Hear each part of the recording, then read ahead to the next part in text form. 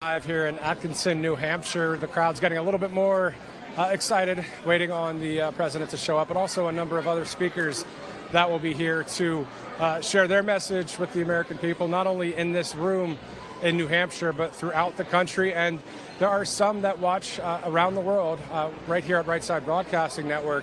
So a special hello to you from wherever you're watching and joining us. Thank you so much for doing that. I'm Matthew Alvarez, live here in Atkinson. I'm joined by a couple Patriots I just ran into. What's up, guys? How you doing? Hey, it's great to be here. And you said you're from Maryland. Why'd you drive up? Because there's no better place to be during the Republican primary than New Hampshire. And your thoughts, sir? Yeah, same thing. This is the place to be if you want to talk to the candidates like they're almost like an old friend. You can have conversations at almost every rally with these town hall meetings. And sir, tell us about your thoughts about the president. I think he did a great job 4 years ago. I'm just ready for the rematch, okay? The voters of Iowa decided last night, and the voters of New Hampshire will decide this week that it's time to get it together. Biden versus Trump, rematch, and let's just compare those two 4-year terms, and let's move on. Awesome. Thank you, sir. Can you get those two guys right there with the beanies on? Can you have them come over real quick? Thank you so much. You know, why not? You know, you got to do what you got to do on live TV. Let's see if these guys, okay, they don't, anybody else? All right, that's all right. Usually I like to, oh, here we go. Come on in. I liked your beanie hat. That's why I called you over, man. Where are you from, man? Salem, New Hampshire. All right, so tell us about why you're here and why you're wearing that hat. I've just been waiting to see Trump for a really long time, and this place is like pretty close to my house, so it's finally an opportunity to come out and see him. How long have you liked President Trump and supported him? Since the beginning, so 2016. And now, other friends that you have, are they supporters of President Trump or? So a lot of them are, but the few that aren't, so I just don't bring it up around them. But why do you think that they're not supporting freedom and the president? Those friends of yours, do they say why? I think it's because they don't know the true story. They hear only half of it, or the stuff that the media wants them to hear. So they believe a lot of the false stuff, so they don't really agree with it. So that's exactly what we've been talking about here on Right Side as well. What's your first name? Riley. Riley, awesome, man. So what are you into? I mean, you have a profession, you're in school? Or? I'm an electrician right now. So I'm doing college during the day, and I'm an electrician part-time right now. And what's it like when you have to pay that kind of gas price under the Biden administration? It's not good. I was an electrician while Trump was in and during now, and my gas is like double what it was. I used to paying like $50 every few days just to go to work because my jobs are like 20, 30 miles away. So it adds up. Takes a lot on my paycheck. I understand that. So obviously, hopefully 4 more years of Donald Trump, obviously because he was the president 2016 to 2020. What would you like to hear from him today, or are you just going to sit back and enjoy the moment? I'm going to enjoy it, but hopefully everything works out and he can, have another 4 years. So. All right, thanks, man. Good to meet you. Thank you. Thanks, guys. Well, I mean, there you go. You heard it right there from, a Patriot right here in New Hampshire, that the reason why his friends are not supporters of freedom or President Trump is because they're listening to the half of the truth, or which would be a lie, right? So they're listening to the lies on the left and through certain social media sites. And, people are becoming awake every day across this country and around the world. And the line is being drawn by the left that, hey, you got to kind of pick, are you going to pick someone that stands for freedom, or you're going to pick someone that is anti-freedom? And you can go ahead and try and attack President Trump's character and all this stuff. What are you talking about? We're talking about a president of the United States that will do great things and did do great things for our country. I mean, the Bible says, for all have sinned and fallen short of the glory of God. It's interesting to see the amount of left-wing people acting like they are God, or some of these, deep staters acting like they have control. They try and have control, but it's we know who wins in the end when it comes to the Bible. So from now until then, we're hoping for victories to keep this country rocking and rolling, as we have a pretty cool song in the background that kind of matches up with what I just said. I'm going to walk back up to the riser unless I can catch somebody else here live. But I will tell you, this is pretty awesome in the sense of if you just send the text to a number of people and let them know that President Trump will be speaking here in New Hampshire after a great speech last night. So we're going to take it to the crowd cam right now here live on Right Side Broadcasting Network.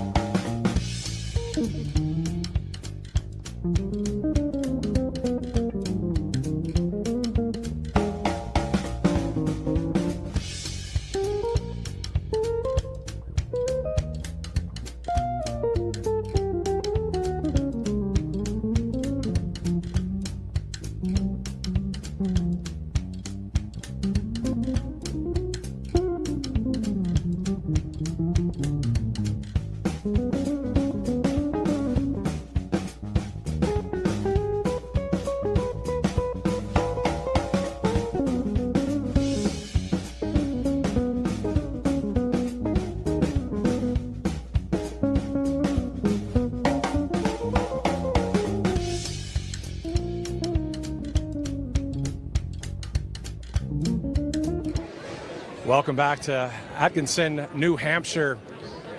It's been a great day so far. I mean, people are showing up left and right. I have a couple interviews lined up at the front of the media riser. The challenge is right now just to get to them, but while I work to do that, I do want to tell you about the wellness company. We have no idea what could be next. You know, we've got the COVID-19, situation that happened. It was terrible. There's ivermectin and hydrochloroquine in this emergency kit provided to you by the wellness company. So all you got to do is look at the information on the screen and get that kit for your house, for your car. I remember I mentioned earlier, Vanessa Broussard said she just got a kit for herself. So why not take advantage of this? You never know if there's another pandemic or what's going on. I mean, I'm not trying to do like doom and gloom stuff, but like at the end of the day, Davos, Switzerland, the World Economic Forum right now is talking about things like disease X. Like what in the world is that? They're saying it's worse than COVID. All of a sudden, everybody's talking about disease X, according to InfoWars. So, and you see it, you know, if you look on some of the news articles. So you got to have something to keep yourself protected when it comes to those kind of things that are out there. So why not get this emergency kit from the wellness company? So I'm going to try and get over there. In the meantime, why don't you take this live look as we continue to await President Trump here in Atkinson, New Hampshire. I'm going to work on it. And here I go again, down the media riser. I'll do what I got to do to get to these people. I don't care. I made it. How you doing? Paul, my name's Matthew Alvarez. Who are you? Nice to meet you, Paula Petro. Paula, nice to meet you. Well, that was worth it because Paula's got a great hat on. Paula, where are you from and why are you here? Haverhill, Massachusetts. And why I'm here is because I love Donald Trump to death. And other than loving Donald Trump, what are the policies that you say, hey, you know what, we need to have that in this country? Number one, the wall. Number two, inflation. Number three, helping the poor people, the veterans. Anything with the Constitution, freedoms, that kind of thing? Oh, yeah, we all need freedom. And when he was our president, he had like a blanket around us, a blanket of security. The foreign countries respected us as a country, and I feel as though we're losing that. And that's why I really want Donald Trump to get in, because I just love him to death. He's got a great sense of humor. He's fantastic. Did you hear that, America? It's the truth. I mean, he's funny. He's a funny guy. He's comical as ever. I mean, he really, really is. He's just a regular guy, but he's a businessman, and it makes all the difference in the world. It really does. What's one of your favorite nicknames he has? Oh, my God. I really didn't know how many nicknames he had, to be honest with you. I have to tell the truth. Yeah. Well, the newest one is a fake tapper for Jake Tapper over at CNN. Well, it is funny. I don't care for CNN. I'll tell you that much. Yeah, loud and clear. I hear you. Same here. I'll say that to you. So here in New Hampshire, what is it like to be here and to be a patriot that wears a hat like that? Well, I have many hats that are Trump's, and I'm very happy to be here. Today is my birthday, and my daughter brought me here for a birthday surprise, and it's wonderful to be here, and it's just an honor to be in the presence of Donald Trump. On your birthday? It could be any day, but yes, it's even special. It's even more special. That's awesome. You guys want to do it? I mean, you can sing if you want, but no, but I think it's awesome. Happy birthday to you. Thank you so much. And this is awesome that you're here on a day like that. And what would you like to say to the American people that are watching right now on Right Side Broadcasting Network? What's on your heart right now for this country?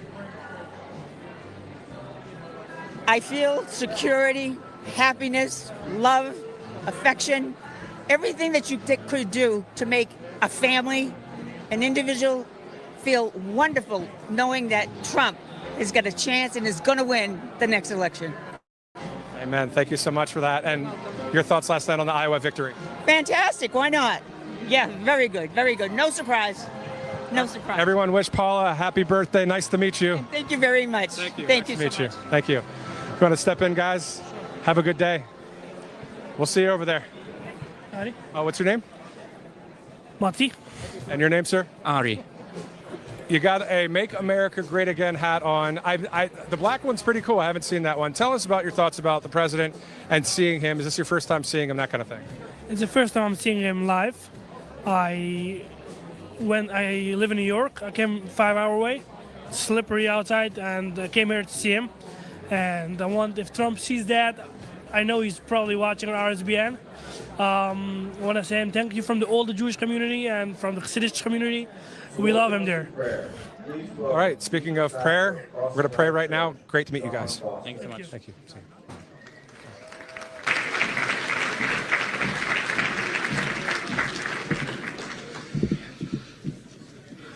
Do we have any Patriots in here? That's such an awesome sound. Would you start off this amazing event by praying with me? We're going to pray the Lord's Prayer out of Matthew 6.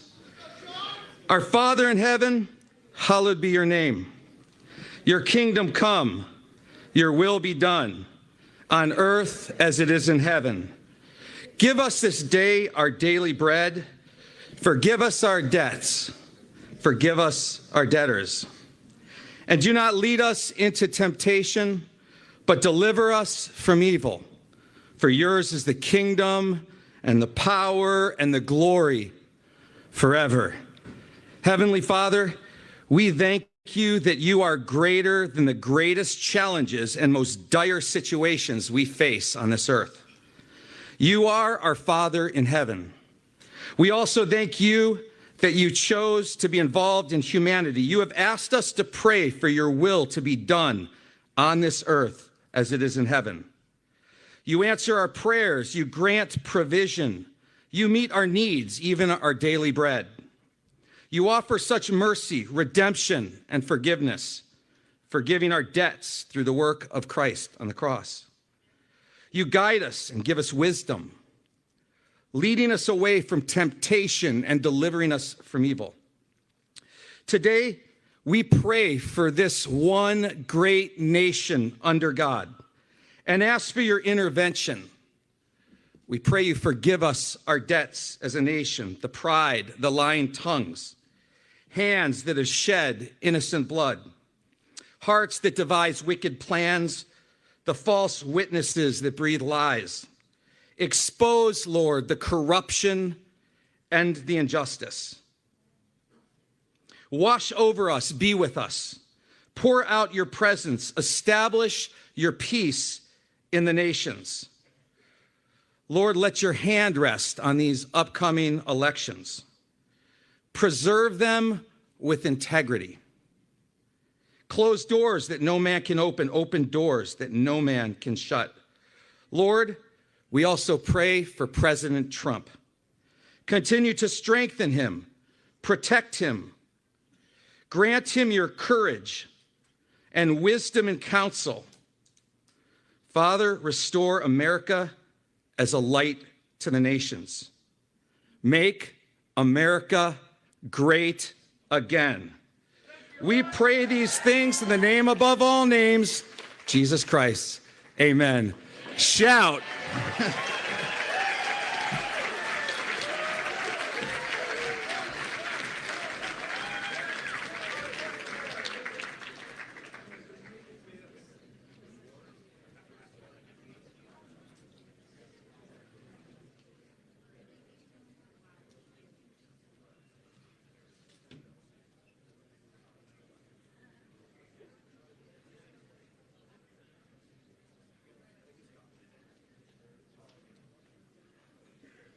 Ladies and gentlemen,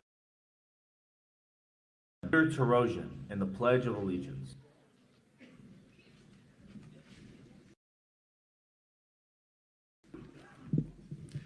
Ladies and gentlemen, welcome to the town of Atkinson. And President Trump, welcome back from your trip in Iowa. How about that historic win in Iowa? We're going to do that again next Tuesday. As the town of Atkinson Trump team captain and United States Coast Guard veteran, it's my pleasure to lead us in the pledge. Please join me. I pledge allegiance to the flag of the United States of America and to the republic for which it stands, one nation, under God, indivisible, with liberty and justice for all. Thank you.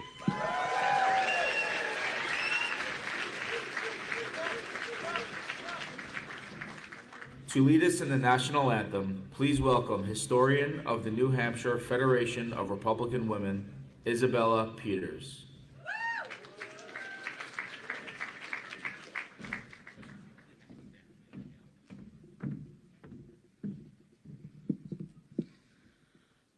Oh, say, can you see by the dawn's early light what so proudly we hailed at the twilight's last gleaming, whose broad stripes and bright stars through the perilous fight o'er the ramparts we watched were so gallantly streaming, and the rocket's red glare, the bombs bursting in air, gave proof through the night that our flag was still there. Oh, say does that star-spangled banner yet wave o'er the land of the free and the home of the brave?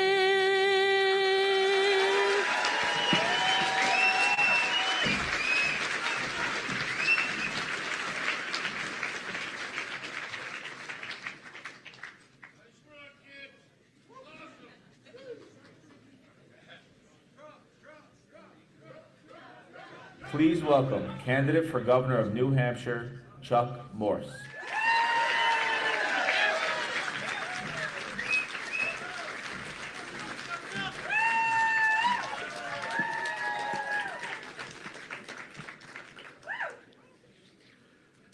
Well, if you all join me, New Hampshire lost a true statesman this morning, Senate President Joe Delahunty. So if we could just take a moment of silence.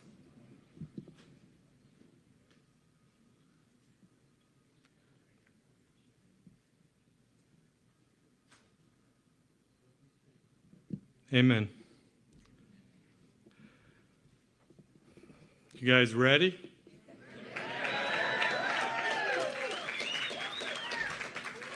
Let's hear it for President Trump and his commanding 30-point victory.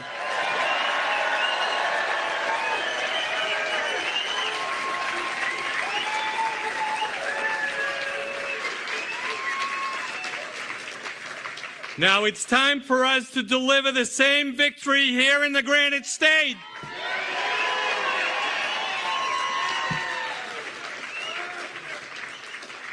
We're just 1 week from the first in the nation primary, 7 days from New Hampshire Republicans uniting behind the candidate who has proven his ability to drive the America First agenda and put our families and our economy on the forefront.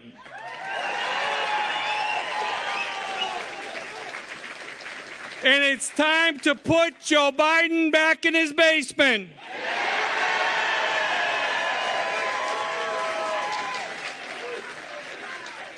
And let's put Donald Trump back in the Oval Office.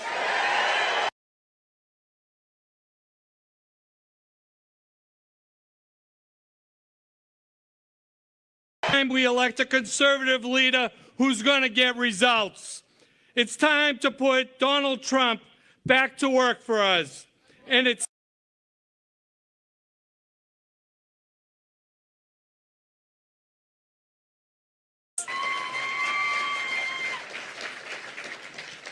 let me ask you, do you want a president who will get the economy back on track for working families? Do you want a president who will secure the border and stop the flood of illegal immigrants and crime and drugs? Donald Trump will be that president.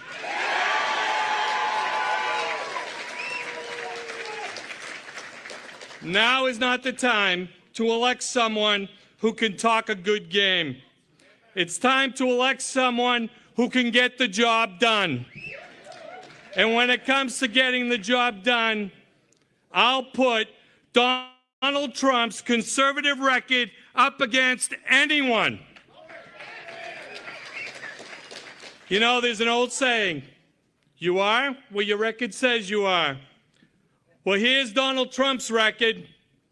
President Trump oversaw the greatest economy in our nation's history. President Trump secured our southern border. And President Trump kept America safe and us out of wars. And now is not the time for candidates who talk like conservatives but govern like Democrats. You know, this campaign is also about leaving America for our kids and our grandkids, where they all have the same opportunity to work hard and succeed. And I think President Trump said it best when he said, I want the next generation to know that they are all part of the most exciting and incredible adventure in human history. No matter where your family comes from, no matter your background, in America, anyone can rise. And with hard work, devotion, and drive, everyone can reach any goal and achieve every ambition. We can't lose sight of the fact that the American dream is fading away. We can't afford 4 more years of Joe Biden in America.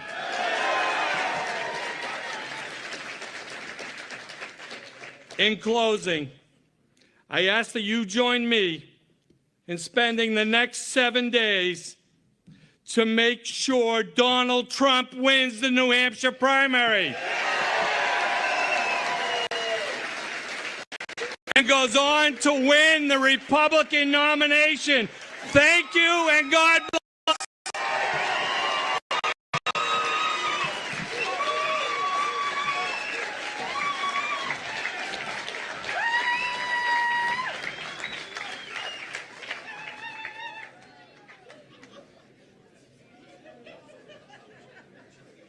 Please welcome the Trump National Chair, Di Lothrop.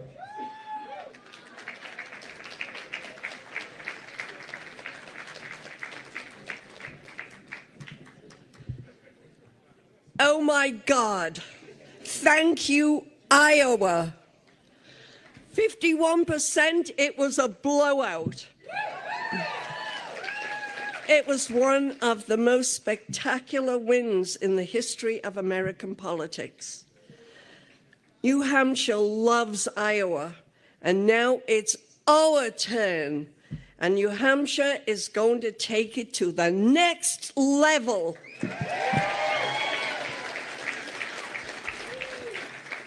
And by the way, God bless to Vivek. We thank you. You ran a great campaign, and we welcome your endorsement to President Trump.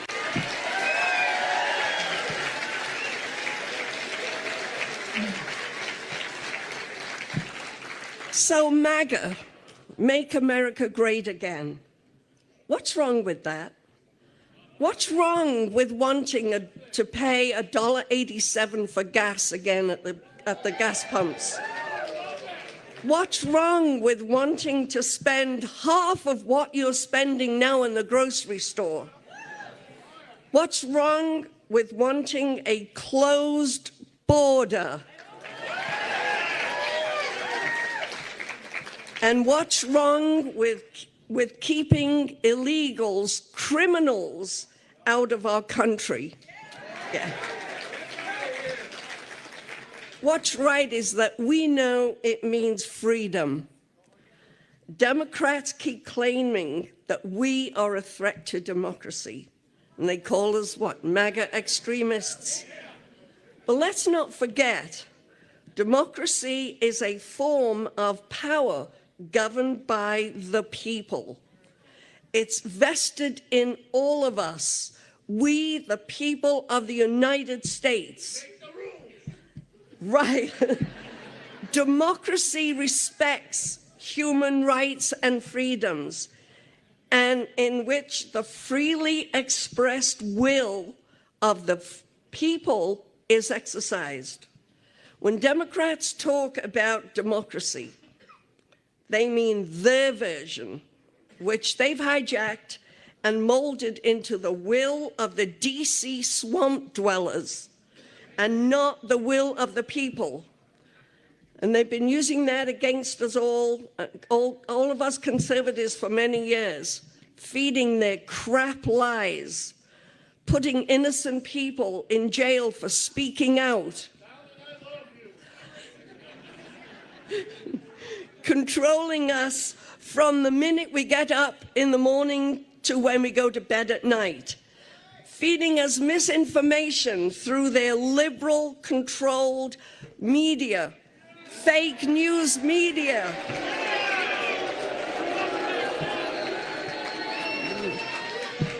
Telling parents how to raise their own children and telling innocent children they were born in the wrong body. I say that is some bullshit.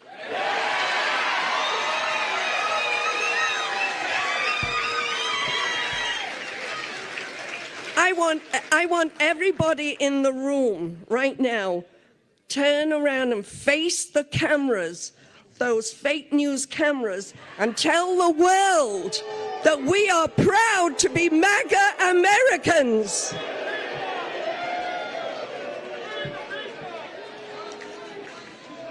We won't be silenced anymore. So, speaking of Democrats, Nikki Haley.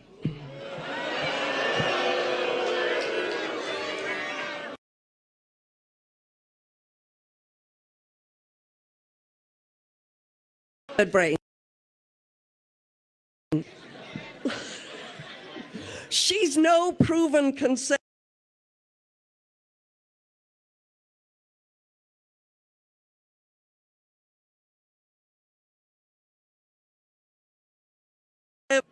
But her record tells a different story. She's been against the border wall for years, and it's complex. Ukraine. So she can rake in the millions from them. Have you noticed that her speeches are all talking points?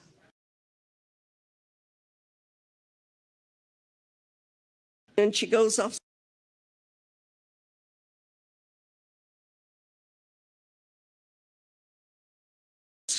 But have you all been noticing the thousands of pieces of mail that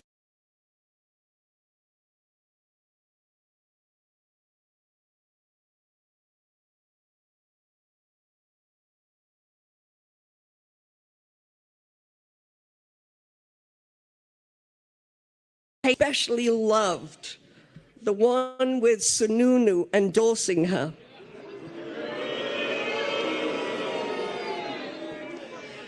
They showed a picture of the two of them and had an arrow pointing at her as if to point out which of the two doofuses was Haley. She is funded by huge Democrat donors like George Soros and Bill Gates and the usual crowd, and the never Trumper rhinos like the Koch brothers and Bill Kristol. No wonder she's got $68 million to spend, and they are saturating the mail and the airwaves to keep her relevant in the race. They're pushing her because they want her to, in their fight against President Trump. She's a pawn to them, and they own her, lock, stock, and barrel.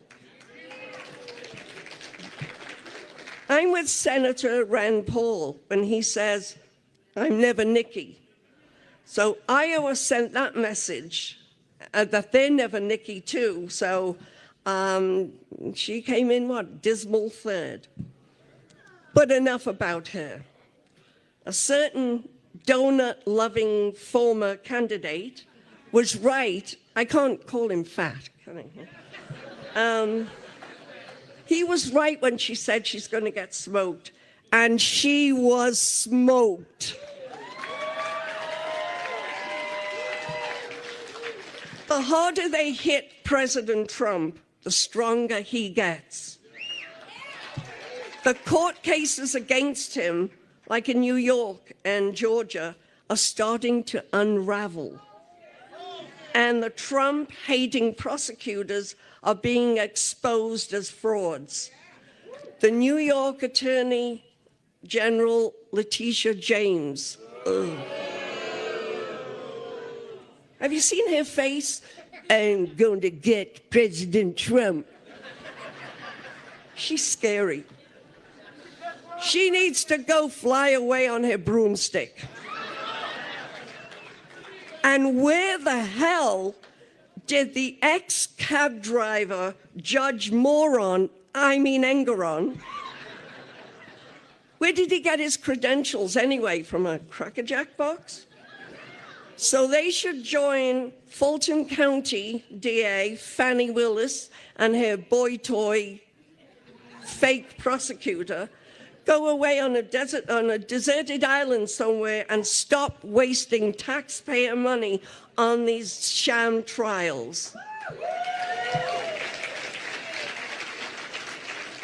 As the Nashua city captain for the Trump campaign, I've been doing a lot of door knocking, and I'm telling you now, do not believe the fake polls. I've been boots on the ground, actually talking one-on-one with voters in Nashua, and I'm telling you that over 80% of them are voting for Trump. There's no substitute for meeting people one-on-one and to get the real story. So those fake news people are crazy. President Trump is a true fighter, and he is the epitome of strength, and he will prevail, and he will make America great again.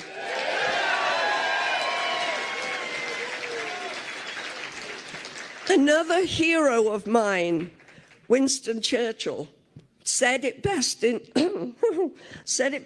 his speech to the British people during World War II. And I think the universal meaning of his words reflect on us today in America. We shall fight them on the beaches. We shall fight them in the streets and in the fields. We shall fight them in the schools. We shall fight them in the courtrooms and in the polls. We shall never surrender.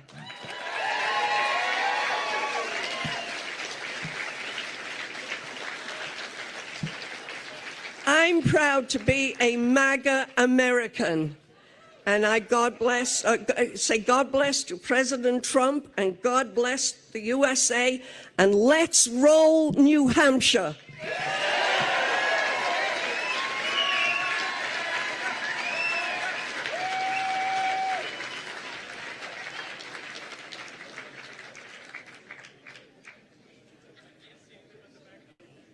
Please welcome Trump New Hampshire co-chair, Lou Gargiulo.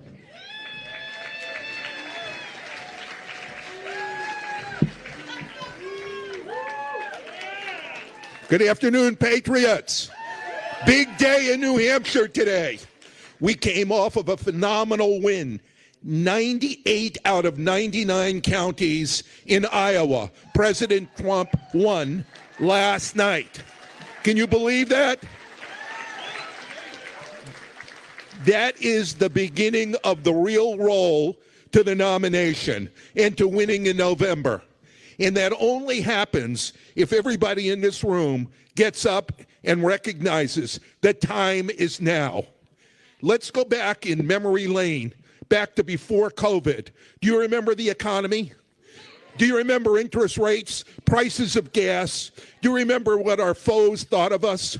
They were afraid. Do you remember what our friends thought of us? They were proud of America. The time has come to restore that. The common denominator is one person, Donald J. Trump.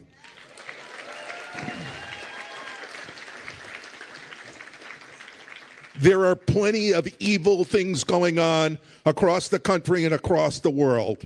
We need a strong leader, a person who doesn't take no for an answer, a person who commands respect and recognizes the importance of the American dream. And the American dream is here. We just have to recapture it.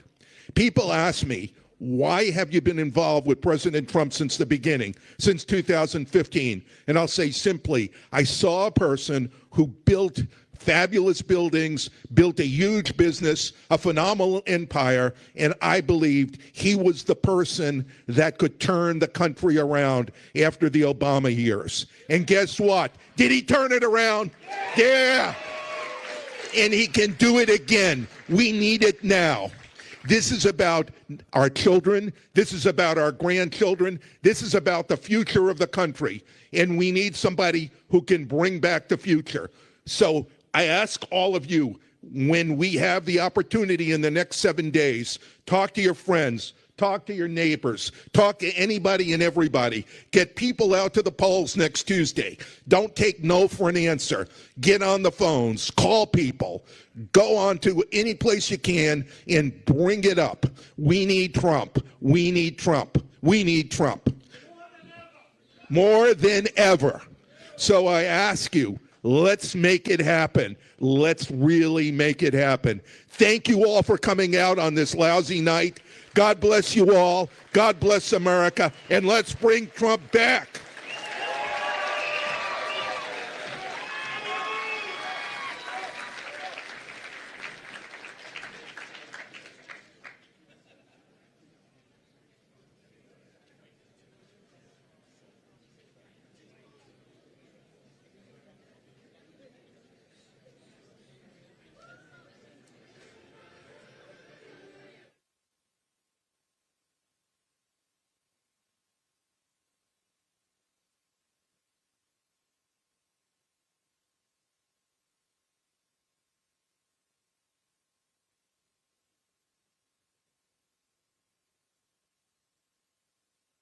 You're looking live here in Atkinson, New Hampshire. This is Right Side Broadcasting Network. I'm Matthew Alvarez, awaiting President Trump and others. I hear a number of other VIPs, including Vivek Ramaswamy, will be here as well. We'll see if he takes the stage.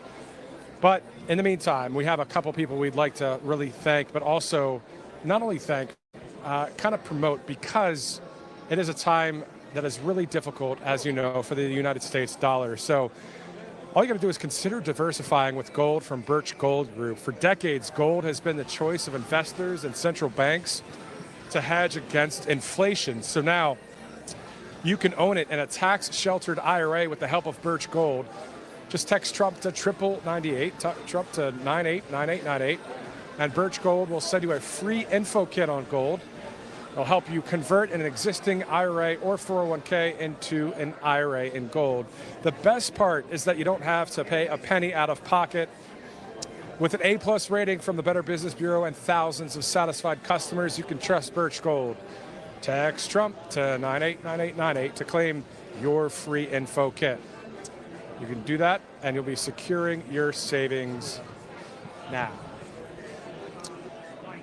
Just want to welcome in any of you that just tuned in or are live streaming our live stream from Atkinson, New Hampshire, right here on Rumble and on a number of other platforms as well. This is the first in the nation primary, which will be on January 23rd. obviously a big win last night in Iowa, so we will see how things go here in New Hampshire. I mean, the polls alone show a huge lead right now for President Trump. And also the boots on the ground, as you see people here. I mean, I was in Claremont, New Hampshire for a trip, and a few other campaign stops as well. And the people just love this country. They love the man that won in 2016, won in 2020, and will hopefully win in 2024. Great night last night, of course. That speech from President Trump with his family, his friends, the staff, that victory that was shared with the American people. This isn't about just a support for one person. This is about the support for the Constitution, the law of this land, and that's why we here at Right Side Broadcasting Network are able to show you this event at all. I mean, if there was no Constitution, right, if there was no freedom of speech or freedom of the press, how would we even be able to talk freely about what's going on, whether you're covering an event or whether you are doing what a lot of places do now, right? Of course, whether it's mainstream media or conservative media, it's an op-ed. I mean, the New York Times had an op-ed, right? Have op-eds, opinion editorial. Well, it's the same thing that's going on, but it's at a full tilt, high gear from the false narratives of the left. And then you've got the conservative media sharing the actual facts of, hey, nobody did anything wrong between 2016 and 2020 in the sense of any dictatorial kind of moves or anything like that. It was about freedom. It was about this country. It was about the Constitution of the United States of America. And it is the same here for Agenda 47. I was talking earlier about that. I mean, you enter in anything you want. Enter in any problem that we're facing in this country. You can enter in something that will overcome that. It's called Agenda 47, whether it's immigration, inflation, whether it's the constitutional rights that we are just hoping to continue to have here in this country, the First Amendment, Second Amendment, you know, freedom of religion. I mean, at the end of the day, the left wing is just constantly going against the true narrative. They're constantly pouring out the wrong, fake messaging, the false narratives. And guess what? For years, I was a part of the left-wing media because there really was no conservative media to be reporting on. So, you know, I was a reporter in a number of cities across America. But when it was time to make a move and when just the stars aligned, I made the move to conservative media because the truth is with the conservative movement. And you can put any label on it. You can call it MAGA. You can call it conservative movement. You can call it the freedom movement, the liberty movement. At the end of the day, we know what's right. What's right is the Bible and the Constitution of the United States of America. And that is why we're here, to share with you the speeches that you just heard. Pretty funny speeches, too, but also direct. Okay, I just watched MD's video. Man, suckers don't know when to. I mean, I ain't gonna call MD a sucker, but yo, man, the level of disbelief from MD is comical. First of all, let me address his video. He said that. Let me turn on the light. It's kind of dark.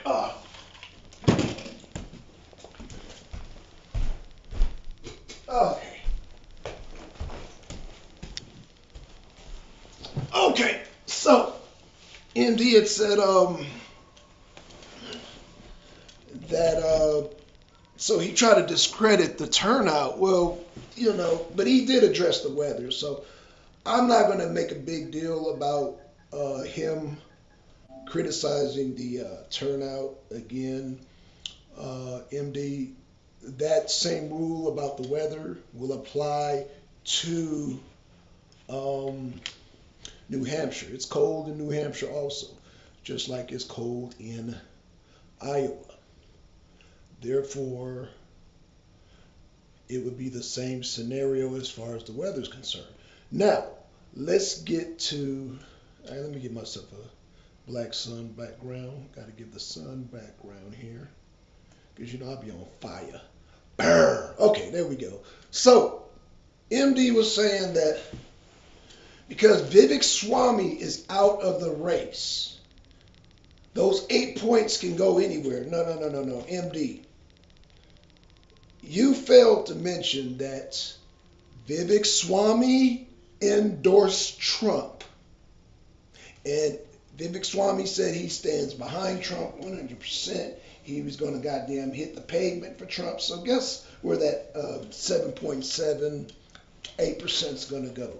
It's going to go towards Trump. That's where it's going to go towards. It's not going towards Nikki Haley or Ron DeSantis.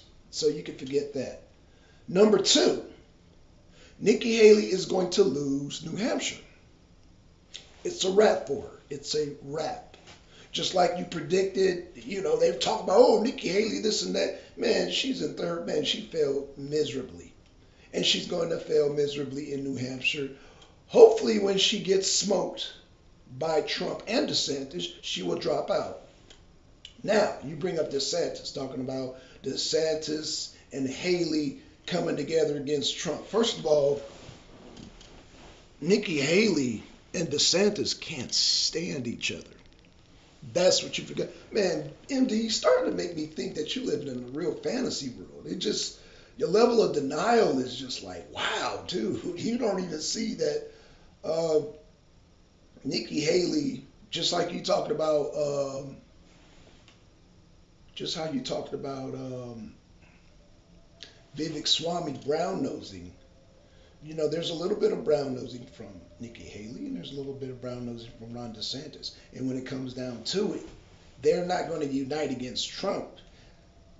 Whoever goddamn falls behind is going to have to, well, they don't have to, but more than likely they will endorse Trump. If Nikki drops out, she's not going to damn support DeSantis. And vice versa. And DeSantis is definitely not going to goddamn endorse Nikki Haley. And even if they did combine forces, it's not enough because you failed to mention two candidates, Vivek Swamy and there's the other guy. So the other guy, I believe, well, he had like 1 point. He had like a point percentage. But I say that to say this, is that Nikki Haley and Ron DeSantis combined is only like maybe, what is that? Let's see, 19 plus 21. That's like 40%. With them combined, Trump is going to get that by himself. In fact, with Vivek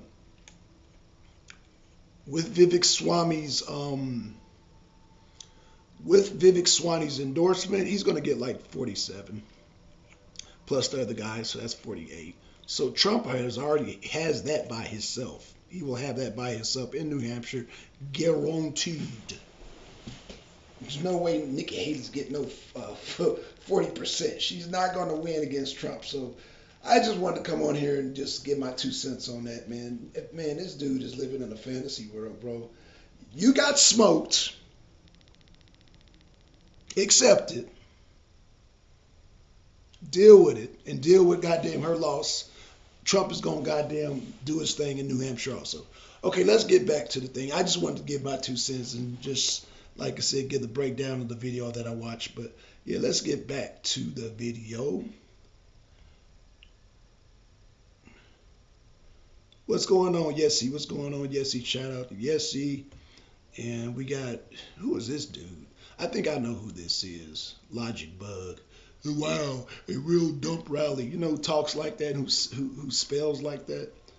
He didn't even say spell rally right. Ralky. And you get the fuck up out of here. All right, let's get back to it, and I will let this play. Now, what I might do, because I'm going out tonight, so I'm going to leave this on autoplay. So it's going to be playing, but I'm going to go out tonight, but I'll be in the chat from my phone, but I won't be able to bring nobody up. So it's going to be on autopilot. So with that being said, y'all, enjoy the show. Enjoy the shizzo. Let's get back to it. Let's get back to it. You guys know which one I'm talking about with the glasses on and the beanie. And she's screaming, no! Well, you know what? I have one thing to say. Yes, Yes. I mean, at the end of the day, we want our country back, and we want it to continue to prosper. And it's like, if President Trump wins, which would be great, then what? Well, then we continue to grow as a nation. We continue to grow in our small businesses. We continue to protect our freedoms. We continue to have just continue to worship God. We'll do that regardless.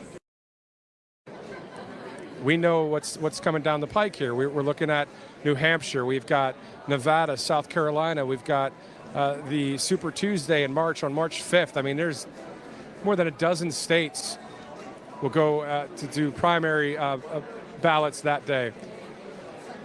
So this will be different than Iowa in the sense of the caucus versus the primary. So the primary, of course, that means on the 23rd, people will go into their polling center, their precincts, and cast their vote for the Republican nominee for the president, for the 47th president, right?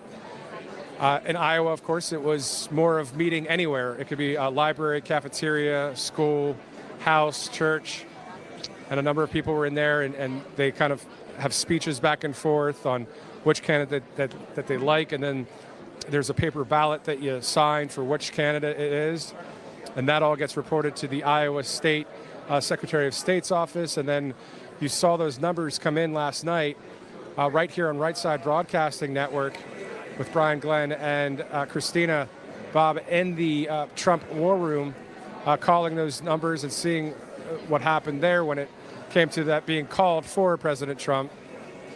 And of course, Vanessa was live where the president was with his family and staff with that great speech last night and thanking the people that are alongside him. So he's got family, he's got friends, he's got his staff, and he's got the American people. As I've said it before, and I know a number of you said it as well, and including Don Jr., President Trump is the people's president. Around the world, if we were in a different situation or a different country, and this was on the ballot, freedom or Marxism, freedom or government control, right? Like this is what it was like in Brazil recently. Jair Bolsonaro is a patriot. He's a freedom guy. And then Lula, somehow wins that, and Brazil just they didn't know what to do, the people. But you see victories happening, like, Viktor Orban or the president in the Netherlands or in Argentina or in other nations around the world that are on the team of Team Freedom. And I heard somebody just walk by and he just shouted, "Let's go Trump." He said, "Let's go Trump." That's right. That's what these people are here for, to see 45 take the stage. But I want to highlight again, I've said it a couple times in this broadcast, I want to highlight the local and state council people or state representatives or senators or mayors across this land. For those of you that have supported and still support President Trump, every state, there's usually a state representative that's up there in the pre-program before President Trump. So you think about it, you've got not only the citizens, then you've got the representatives and the senators throughout state government and in federal government. The numbers, obviously, as you know, are much lower in the federal government and probably in states. I haven't looked at each state and how many are supporters or not. Would be an interesting kind of story to do something like that. But, that's what's interesting. You see a lot of support, not only for the president, but for freedom in this country. Birch Gold Group. All you got to do is consider diversifying with gold from Birch Gold Group. For decades, gold has been the choice of investors and central banks to hedge against inflation. Now you can actually own it in a tax-sheltered IRA with the help of Birch Gold. Text Trump to 9998 And you can get a free info kit on gold. They'll help you convert an existing IRA or 401k into an IRA in gold. Well, the best part is that you don't have to pay I might as well speak on some out of things pocket. Since I'm here. So text Trump to 8898, Trump to 989898. You got to remember BRICS, Brazil, Russia, India, China, South Africa, and a few other countries. They're trying to use their own. So, second part of this, because MD, oh man, MD, you funny, dude, you funny. So MD was like, at the end, where them Vivek Swamy votes could go. Well, Vivek Swamy has already called out Nikki Haley. So the Vivek Swamy supporters are very reluctant of Nikki Haley. He called them out as being corporatists. His base, MD, is part of the Never Nikki. So Ron DeSantis people are part of Never Nikki, and Vivek Swamy's people are Never Nikki. And plus, again, Vivek Swamy endorsed Trump.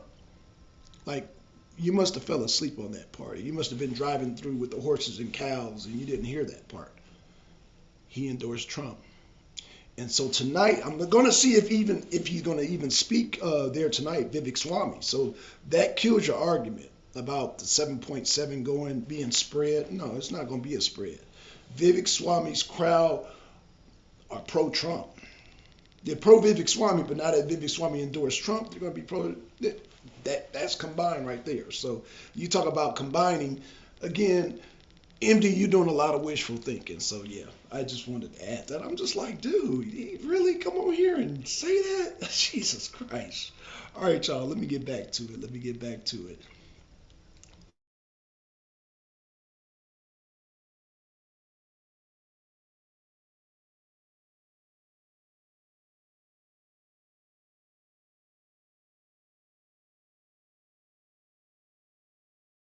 Kash Patel, I mean, all of these patriots, John Rich, Right Side Broadcasting Network, of course, is a great site to follow all of these great patriots as you consume the news in a kind of a new way now. The new way is turning off the 6 p.m. evening news that once was the benchmark, once was the hallmark, once was what everybody did, right?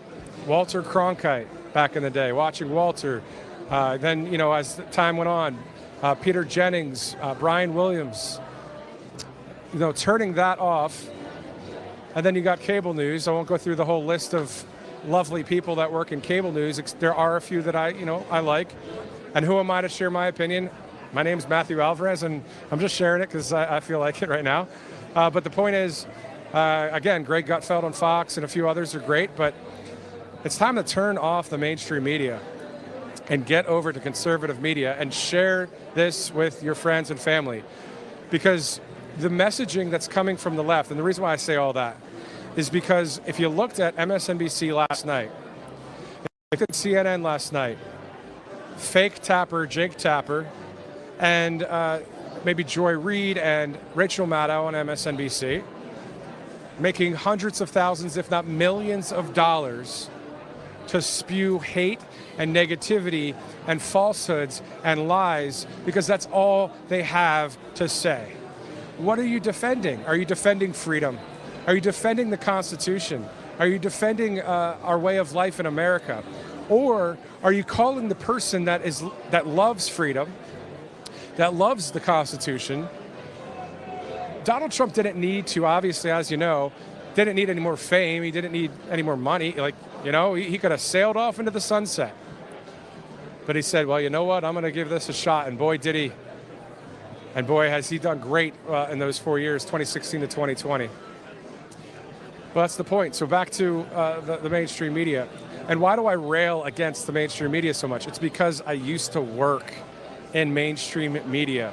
And to be able to share with you my thoughts and my heart, just as Brian Glenn does, just as Vanessa Broussard, who used to work in mainstream media, that we are able to share with you how President Trump puts it all out on the line.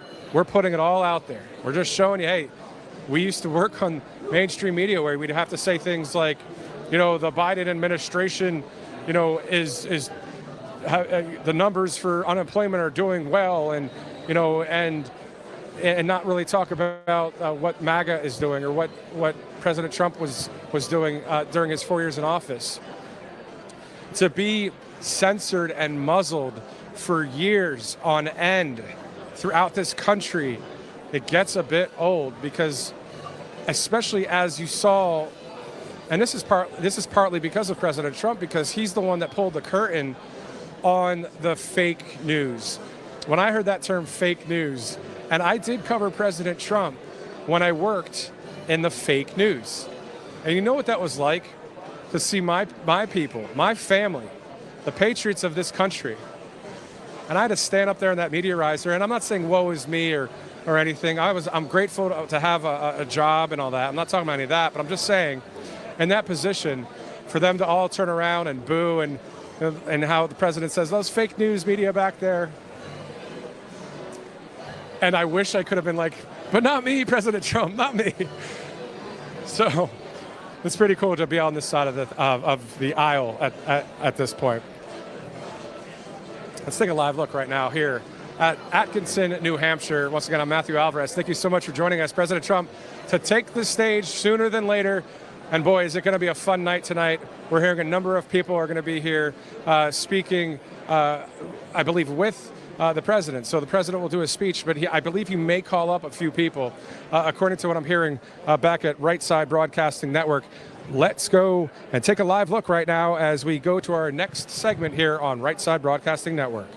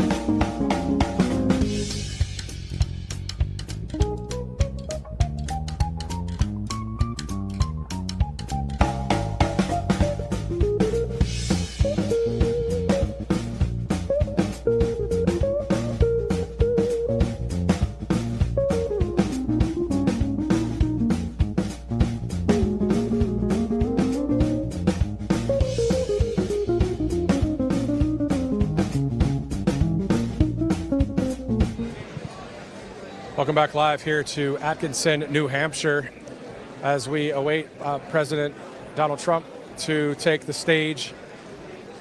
The pre-program is over, so next up will be President Trump, so we'll be glad to see that happen here in Atkinson.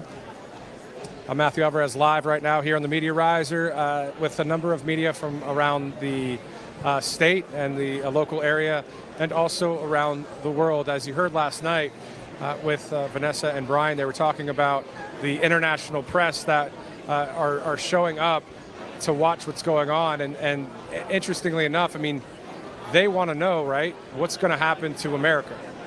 Everybody around the world, I've traveled to quite a few countries, various mission trips back in college, and I could tell you that from that standpoint, you know, the people are wanting to see what happens to the United States of America. So it's been quite the ride here in New Hampshire. He's been doing a number of campaign stops, of course. And let's take a live look again here in Atkinson as we continue broadcasting live from Right Side Broadcasting Network. If you'd like, you can follow us on rsbn.com, rsbnetwork.com. And you can also go there for the newsletter, where you get a lot of exclusive information and great commentary as well, and stories that are America First based, that line up with the Constitution. And you can go there as well for donating to Right Side Broadcasting Network. Just fixing a little bit of a technical issue here as we await the president. You can see the amount of people here right now. I mean, it is absolutely great to see once again here in Atkinson. So the president will be in Portsmouth, New Hampshire tomorrow. So that'll be quite the event there as well, as he tours the Granite State and works to win over even more people. I mean, at the end of the day, he's going to be at least 5 to 7 events in New Hampshire as we lead up to January 23rd, next Tuesday, which is the first in the nation primary here in the Granite State. So we are looking forward to seeing that turnout. And as Brian said yesterday, I mean, he said on some of his closing remarks that he believes that Iowa and then New Hampshire will be all for Trump and a victory there, and then continue on and believing that a number of the other candidates would drop out. Now, we'll be working with Brian a little bit later this week, and I will get a chance to ask him about that, because I'm wondering if Nikki Haley, because South Carolina is so close, will she try and stick it out to at least South Carolina? But we'll see. I mean, at the end of the day, if you're going to have Iowa, then New Hampshire, full on for President Trump, why are you still running? Why would you think that you could be winning in the White House or win the White House? So we'll see what happens there.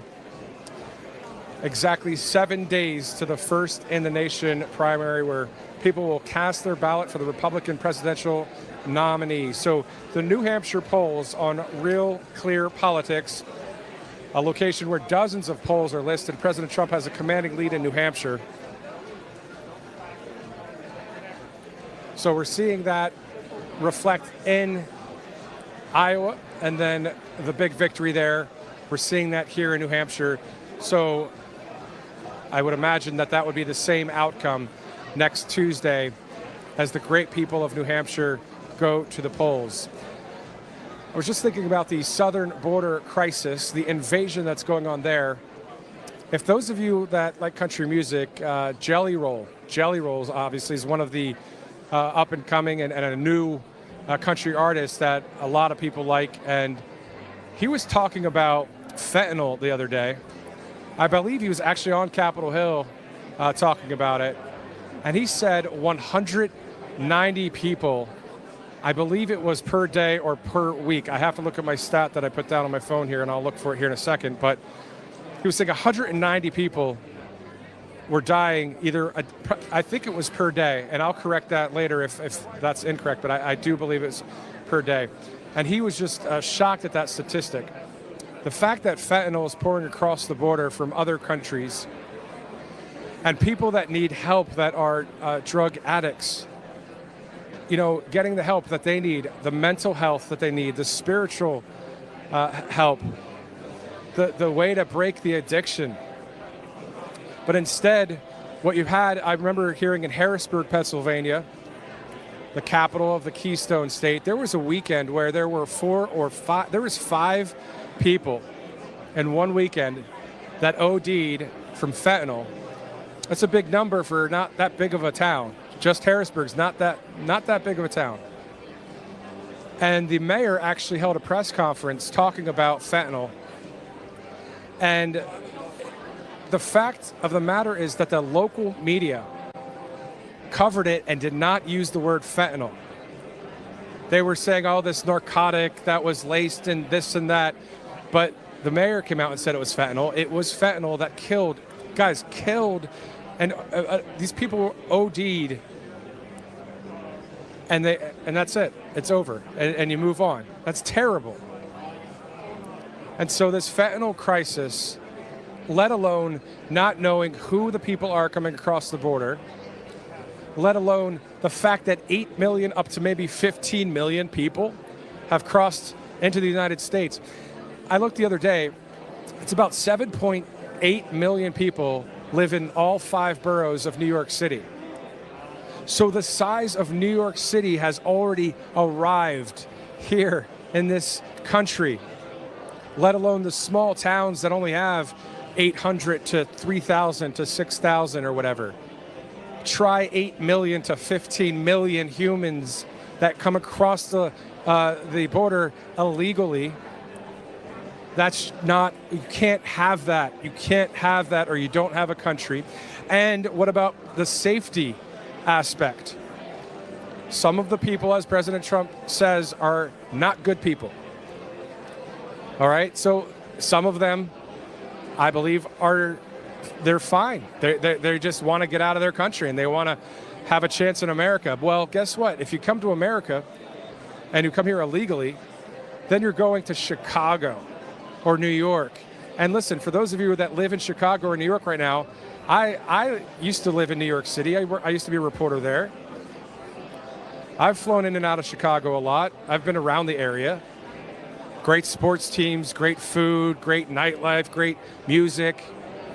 But you don't want illegal immigrants there that don't have a place to stay. It's wintertime in Chicago. How in the world are these people going to survive, let alone be there illegally?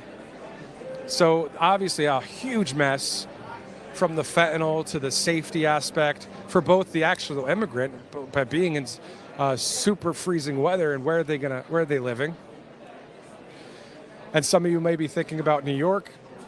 And I saw a story that it was a red district in New York that was more on the Trump team.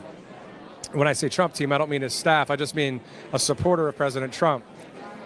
Is where that school is located, where the students had to leave the school and then have the immigrants take their place. So that was kind of wild to see that happen. And you're seeing it all around the country. So obviously that needs to get taken care of. How about no World War III? How about Agenda 47, peace through strength? Again, if you look at that comment, that Truth Social post, searching for it right now, from Linda McMahon, who's part of the America First Policy Institute. She was doing a comparison with President Trump and other presidents and about wars, and it's really telling, so I'm going to find that here in a second. Basically, I'm going to sum it up, but if you look at Linda McMahon's Truth Social account, you'll see something along the lines of what they are telling us about President Trump. And then it said a quote, oh, he's reckless and he's going to lead us into a mess. I'm paraphrasing. And then it says, but what do we know about President Trump? That he is someone that hasn't led us into any war, the first president to do that in 72 years. The world, isn't it interesting when President Trump was in office, 2016 to 2020, you know, we were seeing a lot of good things happen. And then when this other administration gets in there, the whole entire world is rocking and rolling, as my old pastor used to say in Pittsburgh, like a drunken man. The world is rocking and rolling, just all over the place. I mean, you look at it. I mean, you see the protests outside the White House the other day. You see the wars going on around the world. But thankfully, there's a balance in life. Thankfully, we don't have to constantly be consumed with all this negativity. There's another side to all of this as well. And that, I believe, is found through the Holy Bible and also through the Constitution, and practicing those two awesome, the one document and the book, to hopefully win and have our freedoms restored here in this country. So I'm here, right here with you on Right Side Broadcasting Network as we take a live look at the people of New Hampshire. I met a guy that traveled all the way from Maryland here. I met someone that traveled from New York as well. He said he drove 5 hours and arrived here not too long ago. And the weather, if you're on the East Coast watching, you know that storm and all that inclement weather that was coming in from Iowa and other states to our west, all that brisk, cold, bitter cold weather. You know, first it was the storm of snow and some sleet and ice, and then the cold, freezing temperatures way below freezing that are behind that. Well, that's what's hitting here in New Hampshire now. It's the storm that just hit. There's about 3 to 4 inches of snow outside, and people were waiting. If you look on Right Side Broadcasting Network's Truth Social page, you'll see some photos and I think a video as well of what it was like outside as these people were waiting in the cold. And then after the snow, the temperatures are supposed to drop to single digits. I know it's nothing like those of you, those bold and brave, courageous people in Iowa who just dealt with negative temperatures as a high. As a few people here are starting to chant, so let's take a live listen. You're looking at Atkinson, New Hampshire, right here on Right Side Broadcasting Network.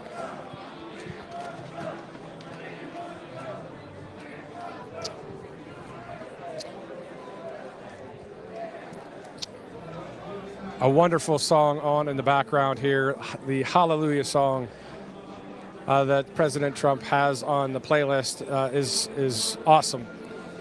And remember in Iowa a time where that was playing, and it was a kind of a silent moment for the patriots there, for the people.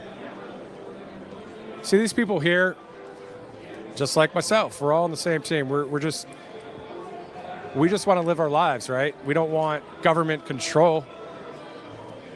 The government and our representatives are supposed to do what the people want. That's why we vote them in, right?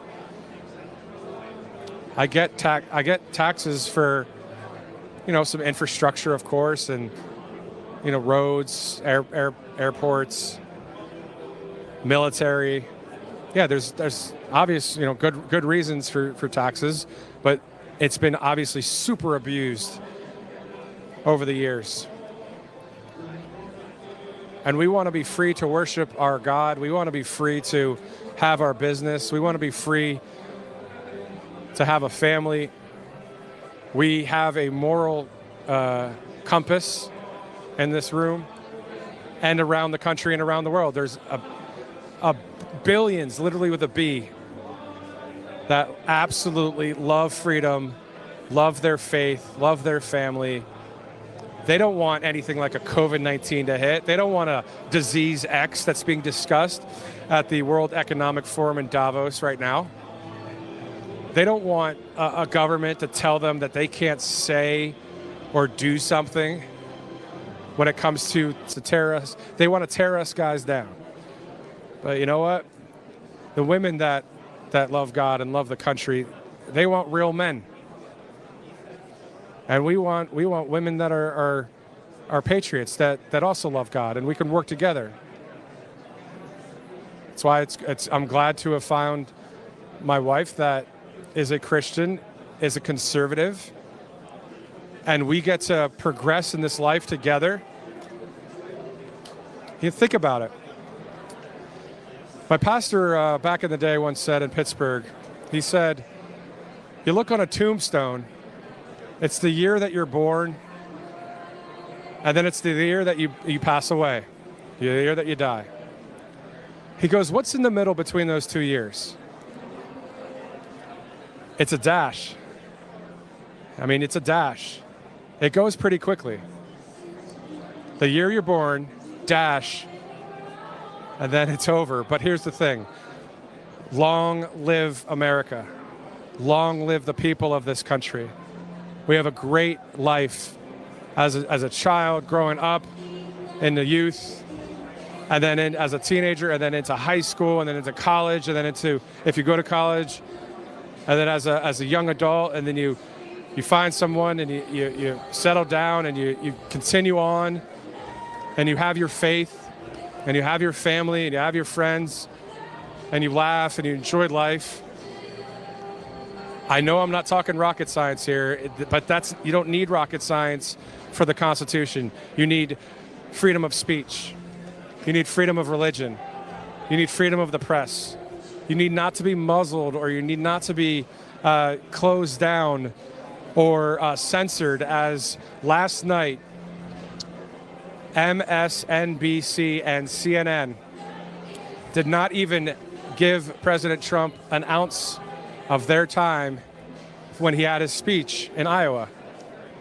So obviously we've known that the left-wing media is anti not only Trump, anti-Matt Gaetz, anti-Eli Crane, anti-Matt Rosendale, anti-Steve Bannon, anti-name it, MTG, on and on, Carrie Lake, Mike Lindell. If you look on Truth Social on @MatthewAlvarez, you can see like some of the people that I follow on there, and there's others that I'll probably follow. I mean, I just opened that account last year, actually October of 2022, and those patriots that I follow on there, those people, these are people, and another thing, some people don't like to follow people on Truth. I'm not going to get too much into the weeds here, but when you have like zero people that you're following, it's like, hey, we're all on the same team. And I do know a couple patriots that I follow that don't follow anybody. I don't, at the end of the day, I'm getting down in the weeds too much here, but I don't care that much if you don't follow somebody. But my point that I'm trying to make here is I'm not trying to be like, oh, I'm not going to follow anybody. You know how Taylor Swift on her X account, she doesn't follow a person. Like, she's high and mighty. Like, oh, I don't even follow anybody. Oh, and who else does that on Truth Social? Who else does that? Good old Fox News Channel. I wish Greg Gutfeld was on Fox News, by the way. I wish Greg Gutfeld was on Truth Social, by the way. My point to all that is this. We're all in it together. That might sound lame or corny or weak. That's not. That's us uniting as a nation, being on the same team with each other, and believing that everything's going to work out for the good to those that love God, right? I'm not just saying this to blow smoke. I'm not just saying this to be, whoa, the sky is falling. But in some ways it is. So when you hear President Trump speak tonight, on this Tuesday in New Hampshire, you'll hear him say things like, we are a failing nation. and dealing with the deep state and globalists and that kind of thing. But he'll also, make it light and fun and have a good time, and you know how he is when he does his speeches. I mean, they're super entertaining. You never know what he's going to say. So it's just awesome. That's great stuff, and glad to be here. So if you'd like to follow RSBN on Truth Social, go to @RSBN. And also, if you can, go to Rumble, and many of you are watching a Rumble, so in the live chat, if you'd like to give a shout out to Right Side Broadcasting Network, if you'd like to show the network some love, and for being able to provide you with live wall-to-wall coverage of speeches, pre-programs, commentary, interviews, accurate statistics from a perspective of a Judeo-Christian background. Go ahead and show Right Side Broadcasting some love on there. And also, if you'd like, on the live chat and maybe on some comments on some Right Side Broadcasting Network posts on Truth or on X, say which state you're watching from or what country you're watching from.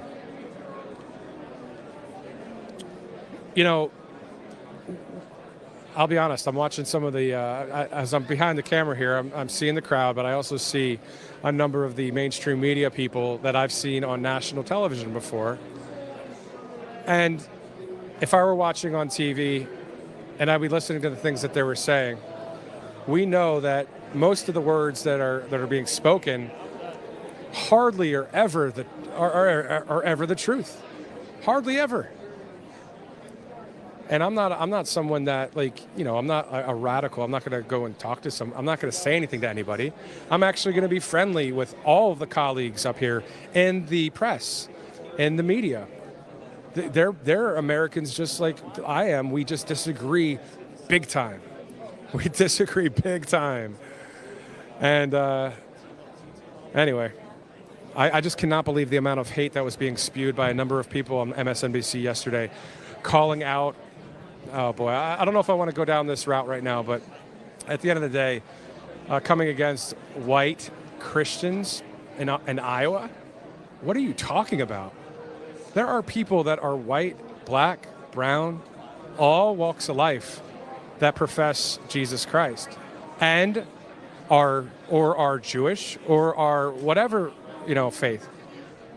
But at the end of the day, she called out white Christians, and I wonder if that's something that is coming up next in America, where people will be coming against not only Jews, but also the Christian faith. I mean, I'll just say this, and I'll get off the topic, but if you look at the Bible in the New Testament and the Old Testament, right, a lot of truth, I mean, it's all true in my opinion, but it's happening in real time now. And it's happened in real time in spurts here and there. But right now, it's like, really, what's around the corner? What is going to happen to our country? So, anyway. We are here live right now in Atkinson, New Hampshire. Thanks so much for joining us on Right Side Broadcasting Network. And we're going to toss right now to an interview from yesterday in Iowa. I believe this was in the Trump War Room as we were waiting for President Trump to speak in Iowa last night. We had an exclusive interview with Right Side Broadcasting with Eric Trump. Here it is. Have a few minutes here in the Trump War Room with Eric Trump himself. And I tell you what, I've been across the state with your father for about 22 times since 2023 started up until now. I'm seeing a huge groundswell of support, and I think tonight people in Iowa are going to show up. Yeah, I really do too. I think people are incredibly thankful for everything he's done.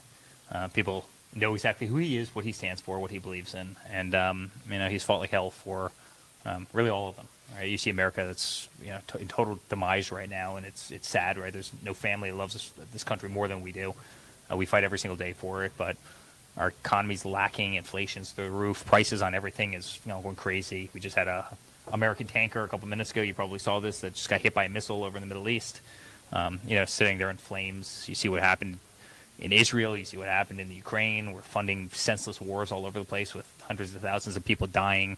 We've got a southern border that's an absolute wreck. Possibly 15 million people. We don't know who they are coming into our country. And, we've got real problems. People are getting crammed down. Inflation's outpacing wage growth. People in this country are finding it harder and harder and harder. And it's a mess. And last but not least, we no longer have a cheerleader for this country. We have an administration that barely shows up. And they really wanted Donald Trump back. The enthusiasm across the state's incredible. He literally drive around. You see Trump flags all over the place. You see Trump signs all over the place. You see barns that are painted, Make America Great Again 2024. This is serious effort to do that stuff. And I really think he's going to be rewarded.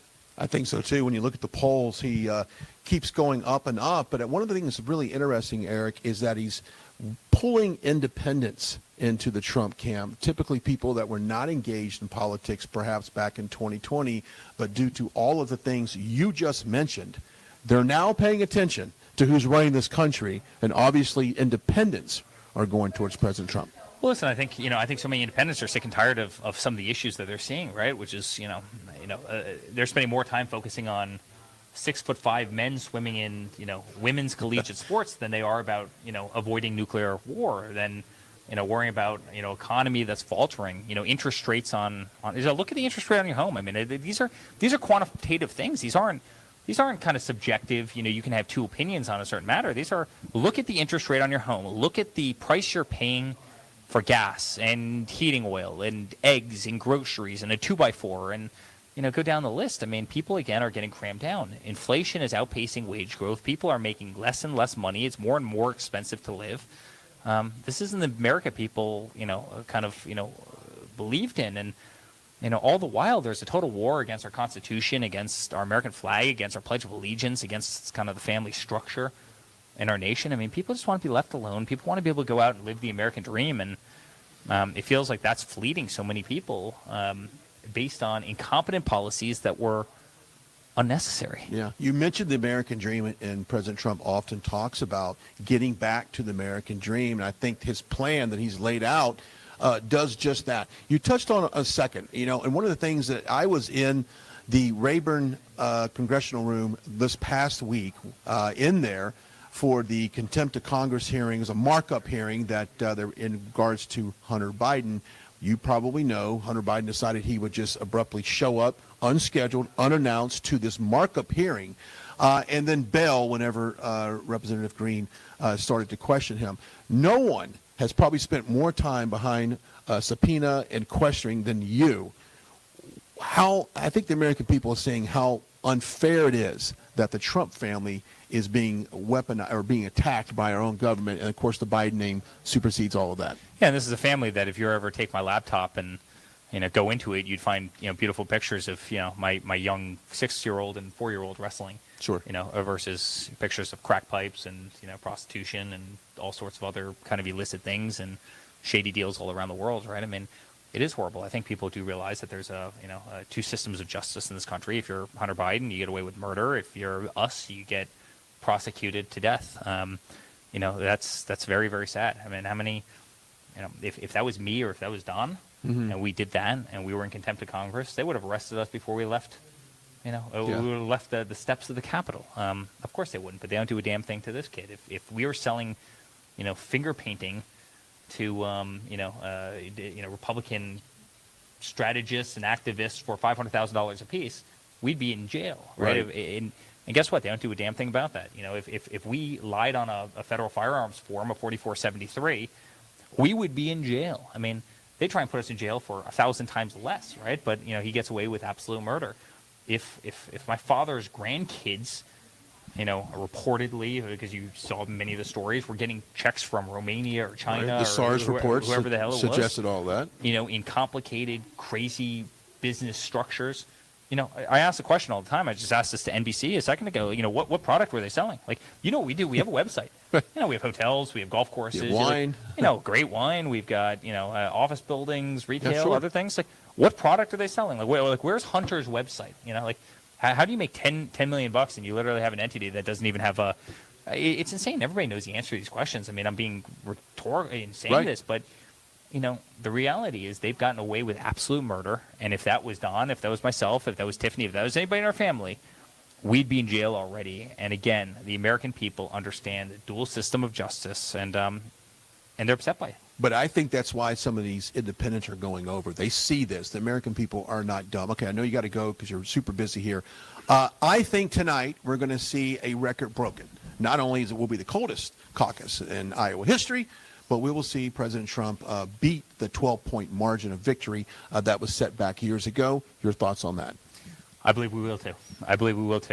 Now, I do believe that no matter how much my father wins it by, I think they'll say it's never enough, right? If he got 60%, you're going to have the liberal media come out and say he should have gotten 70. If he gets 40, they're going to come out and say he should have gotten 50. I mean, it's never enough. They want to keep that horse race going. It benefits them, and they can't stand him. But I think we're going to have a beautiful night. I'm very proud of him. He's been the greatest father in the world I could have ever imagined. The fight he's had and what they've tried to do to him is almost unthinkable. But he's incredibly brave. He's got more backbone than any person I've ever met, and I think he's single-handedly the greatest president this country has ever had. And I think that's ultimately going to propel him to the real victory, which, as important as tonight is, at the end of the day, today doesn't matter if we don't win on November 5th. And that's what we all have to keep in the back of our mind, and that's why I hope we have a decisive victory tonight, get everybody else to drop out of the race, and really start taking the fight to Joe Biden or whoever they decide to put in that spot. Yeah. We know the audience loves President Trump, and they love you and your family as well. Eric Trump joining us here in the War Room on a very busy night here in Iowa.